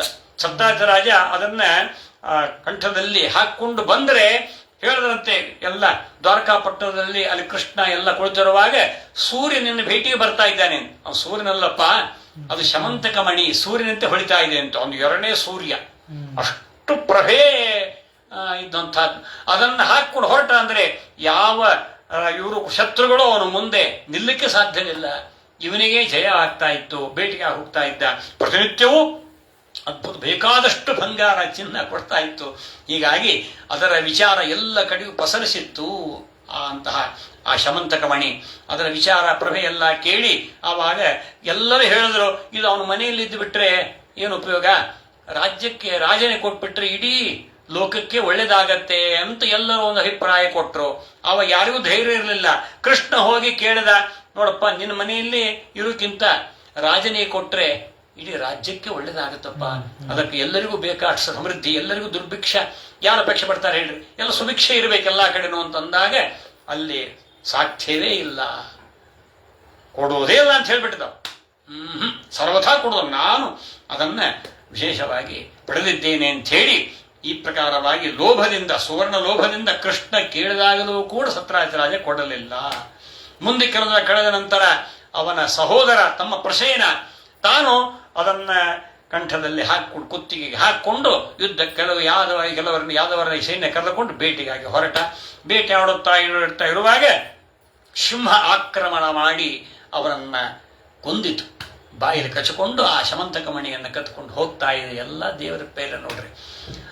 ಮುಂದೆ ಹೋಗ್ತಿರುವಾಗ ಕರಡಿ ಜಾಂಬವಂತ ಬಂದು ಆ ಕರಡಿಯನ್ನ ಒಟ್ಟಿಗೆ ಇಬ್ಬರದು ಘನಘೋರ ಯುದ್ಧ ಆಯಿತು. ಆವಾಗ ಆ ಸಿಂಹವನ್ನ ಆ ಜಾಂಬವಂತ ಅಲ್ಲಿಗೆ ಕೊಂದ, ಸಂಹಾರ ಮಾಡಿ ತಾನು ಆ ಶಮಂತಕ ಮಣಿಯನ್ನು ತೆಗೆದುಕೊಂಡು ಹೋಗಿ ಗುಹೆಯೊಳಗೆ ಹೋಗಿ ಅದನ್ನ ತೊಟ್ಟಲಿಗೆ ಅದನ್ನು ಕಟ್ಟಿದ್ದಾನೆ. ಮಗು ಮಲಗಿದೆ. ಆ ದಾಸಿ ಆ ತೊಟ್ಲು ತೂಗ್ತಾ ಇದ್ದಾಳೆ. ಸಿಂಹ ಪ್ರಸೇನಂ ಅವಧೀತ ಸಿಂಹೋ ಜಾಂಬವತಾ ಹತಃ ಸುಕುಮಾರಕ ಮಾರೋದಿ ತವಶೇಷ ಶಮಂತಕಃ. ಮಗು ಅಳಬೇಡ, ಇದು ನಿನ್ನದೇ ಮಣಿ ಅಂಥೇಳಿ ಆ ನಡೆದ ಎಲ್ಲಾ ಘಟನೆಯನ್ನು ಹೇಳುತ್ತಾ ತೊಟ್ಲು ತೂಗ್ತಾ ಇದ್ದಾಳೆ. ಆವಾಗ ದೂತರು ಓಡೋಡಿ ಬಂದು ಸತ್ಯರಾಜ ರಾಜನಿಗೆ ವಿಚಾರ ಮುಟ್ಟಿಸಿದರು. ಹೀಗೆ ಸಿಂಹ ಆಕ್ರಮಣ ಆಯಿತು, ಪ್ರಸೇನ ಮೃತಿಯನ್ನು ಹೊಂದಿದ್ದಾನೆ. ಈ ಎಲ್ಲಾ ವಾರ್ತೆಯನ್ನು ಕೇಳಿ ರಾಜ ಕಡು ದುಃಖಿತನಾಗಿ ನೇರವಾಗಿ ಕೃಷ್ಣನ ಮೇಲೆ ಬಂದ. ಉಸು ನೇರವಾಗಿ ಹೇಳಿಲ್ಲವನು, ಕೃಷ್ಣನೇ ನನ್ನ ತಮ್ಮನನ್ನು ಕೊಂದಿದ್ದಾನೆ, ಸಿಂಹ ಕೊಂದಿಲ್ಲ. ಕೃಷ್ಣ ಆ ಒಂದು ದುರಾಶೆಯಿಂದ ಶಮಂತಕ ಮಣಿಯ ಅದು ತನಗೆ ಬೇಕು ಅಂತ ಆಶೆಯಿಂದ ನನ್ನ ಸಹೋದರನ ಕೊಂದಿದ್ದಾನೆ, ಸಿಂಹದ ಮೇಲೆ ಹಾಕ್ತಾ ಇದ್ದಾನೆ ಅಂತೇಳಿ ಒಬ್ಬರು ಕಿವಿ ಹೇಳ್ದ. ಅದು ಇನ್ನೊಂದು ಕಿವಿ ಹೋಯಿತು. ಹಾಗೆ ಹೋಗಿ ಹೋಗಿ ಹೋಗಿ ಹೋಗಿ ರುಕ್ಮಿಣಿ ಕಿವಿ ತನಕ ಬಂತಂತೆ. ರುಕ್ಮಿಣಿ ಕಿವಿಯವರು ಬಂದು ಕೂಡ ರುಕ್ಮಿಣಿ ಸುಮ್ಮನಿರ್ತಾಳೇನು? ಆವಾಗ ಏಕಾಂತಿರುವಾಗ ಹೇಳಿದ್ಲು, ಹೀಗೆ ಅಪವಾದ ಬಂದಿದೆ, ಶಮಂತಕಮಣಿ ನೀವೇ ಪ್ರಸೇನನನ್ನ ಕೊಂದು ಶಮಂತಕಮಣಿಯನ್ನು ಬಚ್ಚಿಟ್ಟಿದ್ದೀರಿ ಅಂತ ನಿಮ್ಮ ಮೇಲೆ ಬಂದಿದೆ ಅಂದು ಕೂಡಲೇ, ಏನಪ್ಪ ಶಮಂತಕಮಣಿ ವಿಚಾರನ ಕೇಳಿದ್ದೆ, ಶಮಂತ ಎಲ್ಲರೂ ಹೇಳಿದ್ರು ಅಂತ, ಹಿರಿಯರೆಲ್ಲ ಹೇಳಿದ್ರು ಅಂತ ನಾನು ಕೇಳಿದ್ದೆ ಅಷ್ಟೇ, ಅದರ ತಂಟೆಗೆ ಹೋಗಿದ್ದೇ ಇಲ್ಲ.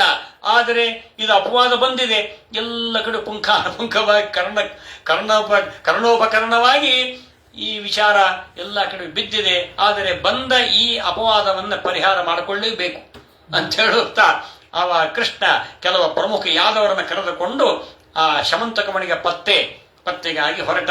ಆವಾಗ ಅಲ್ಲಿ ಕಾಡಿಗೆ ಹೋದಾಗ ಅಲ್ಲಿ ನೋಡ್ತಾರೆ ಶಮಂತಕ ಮಣಿ ಅಲ್ಲಿ ಕಾಣಲಿಲ್ಲ, ಪ್ರಸೇನನ ಕಳೆಯವರ ಬಿದ್ದಿದೆ.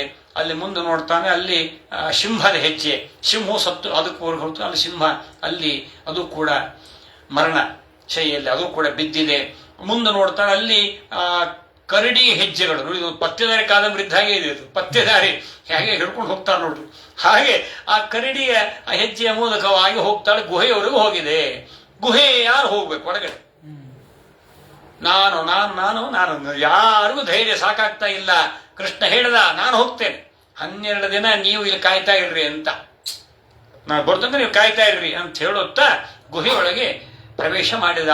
ಕಾಡು ಕತ್ತಲೆ ಅಂತ ಗುಹೆಯೊಳಗೆ ಇವತ್ತು ಅಲ್ಲಿ ಇದೆ ಜಾಂಬುವಂತನ ಗುಹಾ, ಇವತ್ತು ನೋಡ್ತೇವೆ ನಾವು ಅದನ್ನು. ರಾಣಾವರ ಅಂತ ದ್ವಾರಕಾ ಸೋಮನಾಥದ ಮಧ್ಯದಲ್ಲಿದೆ. ಅದ್ಭುತವಾದಂತ ಎಂಥ ಎಸಿ ಅದು, ಏನು ಕೂಲಾಗಿದೆ ಒಳಗಡೆ. ಈ ಮುಂದೆ ಏನು ಎಸಿ ಇದು, ಅಷ್ಟು ಕೂಲಾಗಿದೆ ಒಳಗಡೆ, ಅಷ್ಟು ಅದ್ಭುತವಾಗಿರತಕ್ಕಂತಹ ಆ ಗುಹೆಯೊಳಗೆ ನೋಡ್ತಾನೆ. ಅಲ್ಲಿ ಪ್ರಕಾಶ, ಗುಹೆಯೊಳಗೆ ಕತ್ಲೆ ಇದೆ, ಇಲ್ಲಿ ಪ್ರಕಾಶ ಇದೆ ಅಂದ್ರೆ ಇಲ್ಲಿ ಶಮಂತಕ ಮಣಿ ಇದೆ ಅಂತ ಆಯ್ತು. ಶಮಂತಕ ಮಣಿ ಇದೆ ಅಂತಂದ, ಇನ್ನೇನು ಶಮಂತಕ ಮಣಿ ತೆಗೆದುಕೊಳ್ಳಬೇಕಷ್ಟರಲ್ಲಿ ದಾಸಿ ಚೀರ್ತಾಳೆ. ಜೋರಾಗಿ ಕಿರಿಸಿದಾಗ ಜಾಂಬುವಂತ ಅದೇ ಮಲಗಿದ್ದ ಪಾಪ ಥಟ್ಟನ್ನು ಎದ್ದು ಏನು ಹಿಂದೆ ಮುಂದೆ ನೋಡದೆ ಸ್ವಾಮಿ ಜಗದ್ವಿಣಯ ಅಂತ ಜಗನ್ಯಾಮಕ ಅಂತ ಅರಿಯದೆ ಯುದ್ಧ ಇದ್ದ ಶಸ್ತ್ರಾಸ್ತ್ರಗಳನ್ನೆಲ್ಲ ಗಿಡ ಮರ ಒಳಗಡೆ ಏನಿದೆಯಾ ಅಲ್ಲ ಕೈಗೆ ಸಿಕ್ತು ತಗೊಂಡು ಪ್ರಹಾರ ಮಾಡ್ತಾ ಇದ್ದಾನೆ.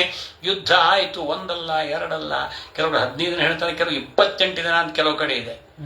ಒಟ್ಟಿಗೆ ಯುದ್ಧ ನಡೀತು. ಇಲ್ಲಿ ಪಾಪ ಕಾದು ಎಷ್ಟು ಸಿರ್ತಾರ ಪಾಪ. 1 ದಿನ ಆಯ್ತು, 2 ದಿನ, 12 ದಿನ ಆಯ್ತು. ಕೃಷ್ಣ ಹೇಗೆ ಹೇಳಿದ್ದ ಆಯ್ತು, ಎಲ್ಲ ವಾಪಸ್ ಹೋಗ್ಬಿಟ್ರು ಪಾಪ. ಹೋಗಿ ಕೃಷ್ಣ ಹೋದವನು ಗೋವಿಂದ ಒಳಗಡೆ ಹೊರಗೆ ಬರಲೇ ಇಲ್ಲ, ಕೃಷ್ಣ ಇಲ್ಲೇ ಇಲ್ಲ ಅಂತ ಅಲ್ಲಿ ಎಲ್ಲ ಇಡೀ ದ್ವಾರಕಾ ಪಟ್ಟಣವೇ ದುಃಖ ಸಾಗರದಲ್ಲಿ ಮುಳುಗಿದೆ. ಅವ ವಸುದೇವಾದಿ ಎಲ್ಲ ಮುಂದೆ ಎಲ್ಲ ಸೇರಿಕೊಂಡು ಶತಚಂಡಿ ಯಾಗವನ್ನು ಸಂಕಲ್ಪ ಮಾಡಿ ಕೃಷ್ಣಾಗಮನಕ್ಕೋಸ್ಕರವಾಗಿ ಯಾಗವನ್ನು ಮಾಡ್ತಾ ಇದ್ದಾರೆ. ಯಾಕಂದ್ರೆ ಸಿದ್ಧ ಮಾಡ್ತಾ ಇದ್ದಾರೆ. ಕೊನೆಗೆ ಇಲ್ಲಿ ಘನಘೋರ ಯುದ್ಧ ಆಯಿತು. ಆದ ನಂತರ ಆ ಜಾಂಬವಂತನ ಶಕ್ತಿ ಎಲ್ಲ ಕುಂದಿ ಹೋಗಿದೆ, ಅವನು ನೆಲಕ್ಕೆ ಅಪ್ಪಳಿಸಿದ್ದಾನೆ. ಆವಾಗ ಕೃಷ್ಣ ಪರಮಾತ್ಮ ತನ್ನ ಅದ್ಭುತವಾದ, ನೀನು ಭಗವಂತನ ಇಷ್ಟು ಕಾಲ ನಾನು ಯುದ್ಧ ಮಾಡ್ತೇನೆ ಅಂದ್ರೆ ನೀನು ಸಾಮಾನ್ಯನಲ್ಲ. ಜಾಂಬವಂತ ಅವನು ತ್ರೇತಾಯುಗದವನು, ಅಲ್ಲಿ ಇರತಕ್ಕ ಇದ್ದಾನೆ ನೋಡ್ರಿ. ಆವಾಗ ಅಂತಹ ಸಾಕ್ಷಾತ್ ನೀನು ಭಗವಂತನೇ ಅಂತ ಹೇಳುತ್ತಾ ಶ್ರೀರಾಮನೇ ಶ್ರೀಕೃಷ್ಣ, ಕೃಷ್ಣನೇ ಶ್ರೀರಾಮ ಅಂತ ಹೇಳಿ ಅವನು ಶರಣಾರ್ಥನಾಗ್ತಾನೆ. ನನ್ನಿಂದ ಅಪರಾಧವಾಯಿತು, ನಿನ್ನ ಮೇಲೆ ನಾನು ಈ ಪ್ರಕಾರ ಎಲ್ಲ ಪ್ರಹಾರ ಮಾಡಿದೆ, ನನ್ನ ಕ್ಷಮಿಸು. ನೋಡಪ್ಪ, ಈ ಒಂದು ಶಮಂತಕ ಮಣಿಯಿಂದ ಇಷ್ಟೆಲ್ಲ ನಡೆದಿದೆಯಪ್ಪ, ಇದು ನನ್ನ ಮೇಲೆ ಬಂದಿದೆ. ಶಮಂತಕ ಮಣಿ ನಾನು ಕದ್ದಿದ್ದೇನೆ ಅಂತ ಅದಕ್ಕಾಗಿ ಈ ಶಮಂತಕ ಮಣಿ ಅವನಿಗೆ ಕೊಡಬೇಕು ಅಂತ ಹೇಳ್ತಾ ಇರುವಾಗ ಆ ಶಮಂತಕ ಮಣಿಯನ್ನ ತನ್ನ ಮಗಳು ರೋಹಿಣಿ ಅಂತ ಅವಳು ಮೊದಲ ಹೆಸರು, ಜಾಂಬವಂತನ ಪುತ್ರಿ ಆದ್ರಿಂದ ಜಾಂಬವತಿ ಅಂತ ಆಮೇಲೆ ಹೆಸರು. ಹಾಗೆ ಮೊದಲು ಹೆಸರಿಟ್ಟಿದ್ದೆ ರೋಹಿಣಿ ಅಂತ ಅವಳಿಗೆ. ಜಾಂಬವತಃ ಪುತ್ರಿ, ಅದಕ್ಕಾಗಿ ಅವಳು ಜಾಂಬವತಿ ಅಂತ ಹೆಸರು ಅಂತ ಅರ್ಥ. ಹಾಗೆ ವಿಂದ ಅನುವಿಂದ ಮಕ್ಕಳು ಅಲ್ಲಿ ಮಿತ್ರವಿಂದ ಅಂತ, ಅವಳ ಮದುವೆನೂ ಮುಂದಾಗತ್ತೆ. ವಿಂದ ಅನುವಿಂದರ ಮಕ್ಕಳು ಮಿತ್ರವಿಂದ ಅಂತ. ಈ ಪ್ರಕಾರವಾಗಿ ಮಣಿರತ್ನ ಮತ್ತು ಜಾಂಬವತಿ ಎಂತಹ ಕನ್ಯಾರತ್ನವನ್ನು ಅವರಿಗೆ ಭಕ್ತಿಯಿಂದ ಸಮರ್ಪಣೆ ಮಾಡಿದ. ಆಗ ಸಂದರ್ಭ ಇದ್ದಾನೆ. ಪ್ರವೇಶ ಮಾಡಿ ಬಂದಂತಹ ಕೃಷ್ಣನ ಕಂಡು ಎಲ್ಲರೂ ಸಂತೋಷ ಸಾಗರದಲ್ಲಿ ಮುಳುಗಿದ್ದಾರೆ. ವೈಭವಪೇತವಾಗಿ ಅವರನ್ನು ಬರಮಾಡಿಕೊಂಡರು. ಅಲ್ಲಿಯೂ ಪಾಣಿಗ್ರಹಣ ಮಹೋತ್ಸವ ಆಯಿತು. ಅದಾದ ಬಳಿಕ ಎಲ್ಲ ಸಭೆ ಸೇರಿಸಿ ಸತ್ರಾಜರಾಜರನ್ನು ಕರೆಸಿ, ಇದು ಹೀಗೆಲ್ಲ ನಡೆದಿದ್ದ ಘಟನೆಪ್ಪ, ನಾನು ಕದ್ದದ್ದಲ್ಲ. ಅದಕ್ಕಾಗಿ ಎಲ್ಲ ಪುರಾಣ ಕಥೆ ಹೇಳ್ತಾರೆ. ಏನೋ ಭಾದ್ರಪದ ಮಾಸ ಶುಕ್ಲ ಪಕ್ಷ ಚೌತಿ ಚಂದ್ರನ ನೋಡಿದ್ದ ಕೃಷ್ಣನಿಗೆ ಅಪವಾದ ಬಂತು. ಕೃಷ್ಣನಿಗೆ ಅಪವಾದ, ಅದು ವಿಶಿಷ್ಟವಾಗಿದೆ. ಶಾಪ ಸತ್ಯಂ ವಿಧಾತು, ಚಂದ್ರನ ಆ ಒಂದು ಶಾಪ ಸತ್ಯ ಮಾಡಬೇಕಾಗಿದೆ ದೇವರಿಗೆ. ನಟನೆ ಅಷ್ಟೇ, ಇನ್ನೇನಲ್ಲ. ಅದಕ್ಕಾಗಿ ಬಿರುದಿದೆ, ಶಮಂತಕ ಮಣೆಯರ ಹರ್ತ ಅಂತ ದೇವರಿಗೆ ಬಿರುದಿದೆ. ಹಾಗೆಯೇ ಶಮಂತಕ ಮಣಿ ಆಹರ್ತ, ಎರಡು ಮಾಡ್ಬೇಕು. ಶಮಂತಕ ಮಣಿ ಹರ್ತ, ಶಮಂತಕ ಮಣಿಯನ್ನು ಕದ್ದೊಯ್ದ ಅಂತ ಮೇಲೆ ಅಪವಾದ ಬಂತು. ಆದರೆ ಶಮಂತಕ ಮಣಿಯನ್ನು ಆಹರ್ತ, ತಂದು ಕೊಟ್ಟ ಅಂತ ಅರ್ಥ ಬಂತು. ಹಾಗೆ ಅದನ್ನು ಸತ್ರಾಜಿತ ರಾಜ ಮುಖ ಕೆಳಗೆ ಮಾಡಿದಂತೆ ವೃಥಾ ನಿನ್ನ ಮೇಲೆ ಅಪವಾದ ಮಾಡಿದೆ ಅಂತ ಹೇಳುತ್ತಾ, ಈ ಶಮಂತಕ ಮಣಿ ಸಹವಾಸ ನಿನ್ನ ಹತ್ರ ಇರಲಿ ಅಂತ ಹೇಳುತ್ತಾ ತನ್ನ ಮಗಳಾದಂಥ ಸತ್ಯಭಾಮಿಯನ್ನು ಮತ್ತು ಮಣಿರತ್ನವನ್ನು ಕೊಟ್ಟು ಅಲ್ಲಿ ಮದುವೆ ಮಾಡ್ತಾ ಇದ್ದಾನೆ. ಆವಾಗ ಇದು ನಿನ್ನ ಹತ್ರ ಇರಲಪ್ಪ, ಸುಮ್ಮನೆ ಇದು ಈ ಮತ್ತೆ ಪುನಃ ಈ ಜಗಳ ಕದನ ಅಪವಾದ ಬೇಡ, ಈ ಶಮಂತಕ ಮಣಿ ಹೇಗೂ ನಿನ್ನ ಹತ್ರ ಇರಲಿ ಅಂತ ಹೇಳುತ್ತಾ ಅಲ್ಲೇ ಇದ್ದಾರೆ. ಆದರೆ ಕೊನೆಗೆ ಇತ್ತ ಕಡೆ ಕೃತಕಬ್ರಹ್ಮ ಅಕ್ರೂರೆಲ್ಲ ಸೇರಿಕೊಂಡು ಇಲ್ಲಿ ಶತಧನ್ವ ಅವನಿಗೆ ಚುಸ್ತಾರೆ. ನಿನಗೆ ಮಗಳನ್ನು ಕೊಡ್ತೇನೆ ಅಂತ ಮಾತು ಕೊಟ್ಟಿದ್ದ, ಮಾತಿಗೆ ತಪ್ಪಿ ಈಗ ಇವನೇನು ಮಾಡ್ತಾ ಇದ್ದಾನೆ, ಸತ್ಯಭಾಮಿ ಕೃಷ್ಣನ ಕೊಟ್ಟು ಮದುವೆ ಮಾಡಿದ್ದಾನೆ ಅಂದ ಬಳಿಕ ಇದನ್ನೇನು ಹೇಗಾದರೂ ಮಾಡಿ ಆ ಶಮಂತಕ ಮಣಿಯನ್ನ ನಿನ್ನ ವಶಪಡಿಸಕೋ, ಅದಾದರೂ ಪಡ್ಕೋ ಅಂತ ಹೇಳಿ ಚುಚ್ಚಿಬಿಟ್ರು ಇವರಿಬ್ರು. ಆವಾಗ ಕಾಯ್ತಾ ಇದ್ದ. ಇತ್ತ ಕಡೆ ಅರಗನ ಮನೆಯಲ್ಲಿ ಪಾಂಡವರು ಸುಟ್ಟು ಬೂದಿಯಾಗಿದ್ದಾರೆ ಅಂತ ವಾರ್ತೆ ಕೇಳಿದ ಕೂಡಲೇ ಕೃಷ್ಣ ಬಲರಾಮರು ಹಸ್ತನಾಪುರಕ್ಕೆ ಅಲ್ಲಿ ಹೋಗಿದ್ದಾರೆ. ಅಲ್ಲಿ ಹೋದಾಗ ಇದೇ ಸಂದರ್ಭ ಕೃಷ್ಣನೂ ಇಲ್ಲ ಬಲರಾಮನಿಲ್ಲ ಅಂದ ಬಳಿಕ ಆವಾಗ ನೋಡಿದ. ಒಂದು ದಿವಸ ರಾತ್ರಿ ಮಲಗಿದಾಗಲೇ ದುರ್ಬುದ್ಧಿಯಿಂದ ಶಿರಚ್ಛೇದ ಮಾಡಿಬಿಟ್ಟು ಸತ್ರಾಜಿತನನ್ನು ಕೊಂದು ಆ ಶಮಂತಕ ಮಣಿಯನ್ನು ಕದ್ದೊಯ್ದನಂತೆ ಶತಧನ್ವ. ಆಗ ಸತ್ಯಭಾಮ ಆ ಸಂದರ್ಭದಲ್ಲಿ ಸಾಮಾನ್ಯ, ಅವಳು ಕೂಡ ರುಕ್ಮಿಣಿ ಅಂತ ಅವಳು ಕೂಡ ಲಕ್ಷ್ಮಿ ಅಂಶಳೇ, ಆದರೂ ಕೂಡ ಸಾಮಾನ್ಯ ಸ್ತ್ರೀಯಂತೆ ದುಃಖದಿಂದ ಅದನ್ನು ಎಣ್ಣಿಗೆ ಕೊಪ್ಪರಿಗೆಯಲ್ಲಿ ಸೆರೆಯನ್ನಿಟ್ಟು ತಾನೂ ಹಸ್ತಿನಾಪುರಕ್ಕೆ ಬರ್ತಾಳೆ. ಒಂದು ಎಲ್ಲ ವೃತ್ತಾಂತವನ್ನು ಹೇಳ್ತಾಳೆ. ಆವ ಕೃಷ್ಣ ಮತ್ತೆ ರುಕ್ಮಿಣಿ ಸಮೇತ ಅಲ್ಲೆಲ್ಲ ಪಾಂಡವರ ಯೋಗಕ್ಷೇಮವನ್ನ ಎಲ್ಲವನ್ನೂ ಕೂಡ ತಿಳಿದುಕೊಂಡು ಅವರ ಕ್ಷೇಮವಾಗಿದ್ದಾರೆ. ಸುರಂಗ ಮಾರ್ಗದಿಂದ ಅವರನ್ನೆಲ್ಲ ಹಿಂಸೆಯಿಂದ ಕರೆದುಕೊಂಡು ಬಂದಿದ್ದಾರೆ. ವಿಶಿಷ್ಟವಾಗಿ ಅದೇನು ಚಿಂತೆ ಆಗಿಲ್ಲ. ಅಲ್ಲಿ ದುರ್ಯೋಧನ ಮಾಡಿದ್ದೊಂದು, ಅಲ್ಲಿ ಯಾರೋ ಹತರಾಗಿದ್ದೊಂದು. ಅರಗಿನ ಮನೆ ಸುಟ್ಟವರೇ ಬೇರೆ, ಸುಟ್ಟು ಹೋದವರೇ ಬೇರೆ, ಇಲ್ಲಿ ನಡೆದಿದ್ದೇ ಬೇರೆ, ಎಲ್ಲ ಆಗಿದ್ದೇ ಬೇರೆ. ಆದ್ರೆ ಅಲ್ಲಿಯೂ ಕೂಡ ಹಾಗೆ ಆಯ್ತು. ಹಾಗೆ ಕೃಷ್ಣ ಬಲರಾಮ ಸುಟ್ಟು ಬೂದಿ ಆದ್ರು ಅಂತ ಅನ್ಕೊಂಡ್ಬಿಟ್ರು ನೋಡ್ರಿ ಜರಾಸಂಧ. ಹಾಗೆ ಅಲ್ಲಿ ದುರ್ಯೋಧನ ಹಾಗೆ ಪಾಂಡವರು ಸುಟ್ಟು ಬೂದಿ ಆಗಿದ್ದಾರೆ ಅಂತ ಹಾಗೆ ಅನ್ಕೊಂಡ್ಬಿಟ್ಟ. ಆದರೆ ಹರಿಚಿತ್ತ ಸತ್ಯ, ನರ ಚಿತ್ತಕ್ಕೆ ಬಂದದ್ದು ಲವಲೇಶ ನಡೆಯದು ಅಂತ ದಾಸರು ಹೇಳಿದಂತೆ ಎಲ್ಲ ಏನು ಮಾಡಿದರೂ ಕೂಡ ಉಪಾಯವೆಲ್ಲ ನಿರುಪಾಯವಾಗಿದೆ ಅಂತ ಹೇಳ್ತಾ ಇದ್ದಾರೆ. ಆಗ ತಕ್ಷಣವೇ ಬಂದು ನೋಡ್ತಾರೆ, ಶಮಂತಕ ಮಣಿ ಕಾಣಿಯಾಗಿದೆ. ಎಲ್ಲ ಕಡೆ ಹುಡುಕಿದ್ರು ಸಿಗಲೇ ಇಲ್ಲ. ಆವಾಗ ಕೃಷ್ಣಾಗಮನ, ಇನ್ನೇನು ಕೃಷ್ಣ ಬಂದ ನಮಗೆ ಉಳುಗಾದಿಲ್ಲ ಅಂತ ಹೇಳುತ್ತಾ ಅವರು ಇನ್ನು ಮೇಲೆ ಶತಧನ್ವ ಮತ್ತೆ ಅವರಿಬ್ಬರತ್ತು ಹೋಗ್ತಾನೆ. ಅವರು ನಾವು ಕೃಷ್ಣ ತಂಟೆ ಬರೋದಿಲ್ಲಪ್ಪ, ನಾವು ಕೈದು ಉಳಿದ್ರೆ ಸಾಕು, ನೀನು ಉಂಟು ಶಮಂತಕ ಮಣಿ ಉಂಟು ಅಂತ ಅವರಿಬ್ಬರು ಕೈ ಎತ್ತಿಬಿಟ್ರು. ಶತಧನ್ವ ತನ್ನ ರಕ್ಷಣೆಗಾಗಿ ಕುದುರೆಯನ್ನ ಆರೋಹಣ ಮಾಡಿ ಓಡಿ ಹೋಗ್ತಾ ಇದ್ದಾನೆ. ಆವಾಗ ಇವರು ಬೆನ್ನ ಹಚ್ಚಿದ ನೋಡ್ರಿ, ಎಲ್ಲಿ ಹೋದ್ರೂ ಬಿಡ್ತಾ ಇಲ್ಲ. ಕೊನೆಗೆ ಓಡಿ ಓಡಿ ಓಡಿ ಸುಸ್ತಾಗಿ ಆ ಕುದುರೆಯು ಅಲ್ಲಿಯೇ ಮರಣವನ್ನಪ್ಪಿದೆ. ಮತ್ತೆ ಇವನು ಮತ್ತೆ ಕಾಲು ಕೆತ್ತಿದ. ಓಡುತ್ತಿರುವಾಗ ಕೃಷ್ಣ ಸುದರ್ಶನ ಚಕ್ರದಿಂದ ಅವನನ್ನ ತುಂಡರಿಸಿಬಿಟ್ಟ. ಅವನ ಸಂಹಾರ ಹೋಯಿತು. ಆ ನಂತರ ಹತ್ತಿರ ಬಂದು ನೋಡ್ತಾರೆ, ಶಮಂತಕಮಣಿ ಇಲ್ಲ. ಆವಾಗ ಬಲರಾಮದೇವರು ಅಲ್ಲಿ ಬಂದರು. ಮತ್ತೆ ನೀನು ಹಿಂದೆ ಮುಂದೆ ನೋಡದೆ ಹೀಗೆಲ್ಲ ಎಲ್ಲರೂ ಸಂಹಾರ ಮಾಡ್ತೀಯಾ ಅಂಥೇಳಿ ಅಲ್ಲೇ ನೋಡ್ರಿ, ಅಲ್ಲಿ ಅಸುರಾವೇಶ ಅಂತ ಹೇಳ್ತಾರೆ. ಆಗಲೇ ಕೃಷ್ಣನ ಮೇಲೆ ಕೋಪ ಮಾಡಿಕೊಂಡು ಬಲರಾಮದೇವರು ವಿದೇಹ ದೇಶಕ್ಕೆ ಹೋಗಿದ್ದು. ಅಲ್ಲಿ ಜನಕರಾಯ ಅವರಿಗೆ ಸನ್ಮಾನ ಮಾಡಿದ. ಅಲ್ಲಿ ದುರ್ಯೋಧನ ಬಂದಂತೆ ಗದಾಯುದ್ಧವನ್ನ ಬಲರಾಮದೇವರಿಂದ ಅಲ್ಲಿ ವಿಶೇಷವಾಗಿ ತಾನು ಶಿಕ್ಷಣ ಪಡೆದ. ಗದಾಯುದ್ಧ ಅದನ್ನೆಲ್ಲ ಬಲರಾಮದೇವರೇ ಕಲಿಸಿದ್ದಾರೆ ಅವರಿಗೆ, ದುರ್ಯೋಧನರಿಗೆ. ಈ ಪ್ರಕಾರವಾಗಿ ಇದೆಲ್ಲ ವಿಚಾರಗಳು ಗರಿಯೇರಿತು. ಆ ನಂತರ ಶಮಂತಕ ಮಣಿ ಎಲ್ಲಿದೆ? ಅಕ್ರೂರ ಮನೆಯಲ್ಲಿತ್ತು. ಅಕ್ರೂರ ಪಾಪ ಅವನು ಕೂಡ ಪಲಾಯನ ಮಾಡಿದ್ದ. ಹೇಗಾದ್ರೂ ಮಾಡಿ ಶಮಂತಕ ಮಣಿ ಪತ್ತೆ ಹಚ್ಚಬೇಕಲ್ಲ. ಕೊನೆಗೆ ಏಕಾಂತದಲ್ಲಿ ಚಂದ್ರವರು ಕರೆದು ಅದನ್ನ ನೀನು ವಿಶೇಷವಾಗಿ ನಿನ್ನ ಹತ್ರ ಇಟ್ಟುಕೋ ಅಂತ ಹೇಳಿ ಅಕ್ರೂರನಿಗೆ ಅದನ್ನ ಕೊಟ್ಟು, ನಿನ್ನಲ್ಲೇ ಇರಲಿ, ಏನು ಅಡ್ಡಿ ಇಲ್ಲ, ನೀನು ಆ ಕಡೆ ಅದನ್ನ ವ್ಯಯ ಮಾಡುವುದಿಲ್ಲ ಎಂಬುದಾಗಿ ಗೊತ್ತಿಟ್ಟು ಅವನು ಪರಮ ಸಾತ್ವಿಕ ಭಕ್ತನಾದ್ದರಿಂದ ಅವನ ಹತ್ರ ಉಳಿತು ಅಂತ ಹೇಳ್ತಾ ಇದ್ದಾರೆ. ಹೀಗೆ ಮುಂದೆ ಅದೇ ರೀತಿಯಾಗಿ ಸತ್ಯಭಾಮ ಮದುವೆ ಆಯಿತು. ಆನಂತರ ಲಕ್ಷಣ, ಭದ್ರ, ನೀಲ 7 ಹೂಳಿಗಳನ್ನ ಯಾರು ಮುಗಿದ ಹಾಕ್ತಾರೋ ನನ್ನ ಮಗಳನ್ನ ಕೊಡ್ತೇನೆ ಅಂತ ನಗರದ ರಾಜ ಅವನು ಸ್ವಯಂವರ ಇಟ್ಟಿದ್ದ. ಯಾರು ಸಮರ್ಥರಾಗಲಿಲ್ಲ. ಕೃಷ್ಣನೇ ತಾನೇ 7 ರೂಪದಿಂದ 7 ಗೂಳಿಗಳಿಗೆ ಮುಗದಾರ ಹಾಕಿ ಮಣಿಸಿ ಅಲ್ಲಿ ತಾನೇ ವಿವಾಹವಾಗ್ತಾ ಇದ್ದಾನೆ. ಹೀಗಾಗಿ ಯಶೋಧಾದೇವಿಗೆ ಒಂದೂ ಮದುವೆ ತೋರಿಸಲಿಲ್ಲ. ಯಾಕೆ? ಗೆದ್ಕೊಂಡು ಬಂದ, ಕದ್ಕೊಂಡು ಬಂದ. ಹೀಗಾಗಿ ಮದುವೆ ತೋರಿಸಲಿಲ್ಲ. ಮತ್ತೆ ನಿನ್ನ ಮದುವೆ ನೋಡಬೇಕು ಅಂತ ಯಶೋಧಾದೇವಿ, ನನ್ನ ಮದುವೆ ನೋಡಬೇಕಂದ್ರೆ ನೀನು ಮತ್ತೆ ಹುಟ್ಟಿ ಬರಬೇಕು. ಅವಳೇ ಬುಕ್ಕಲಾದೇವಿಯಾಗಿ ಹುಟ್ಟಿದ್ದಾಳೆ. ಹೀಗೆ ಈ ಕೃಷ್ಣನ ಈ ಅಷ್ಟ ಮಹಿಷಿಯರು ಈ ಪ್ರಕಾರವಾಗಿ ವಿವಾಹವಾಗಿ ನಾಳೆ ಮತ್ತೆ ಮುಂದಿನ ಕಥಾ ಮುಂದುವರೆಸಿ ಕೃಷ್ಣವನ್ನು ಪ್ರಾರಂಭಿಸ್ತಾರೆ.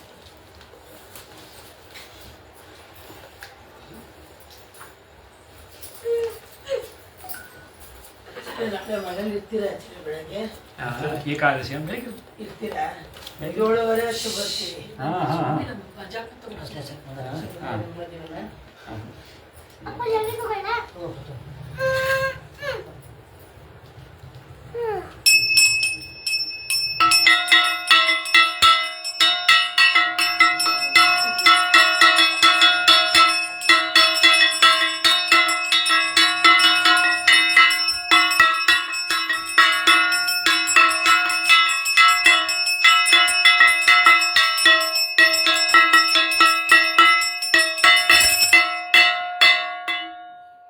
श्री श्री सत्यनारायण तीर्थ गुरु महाराज की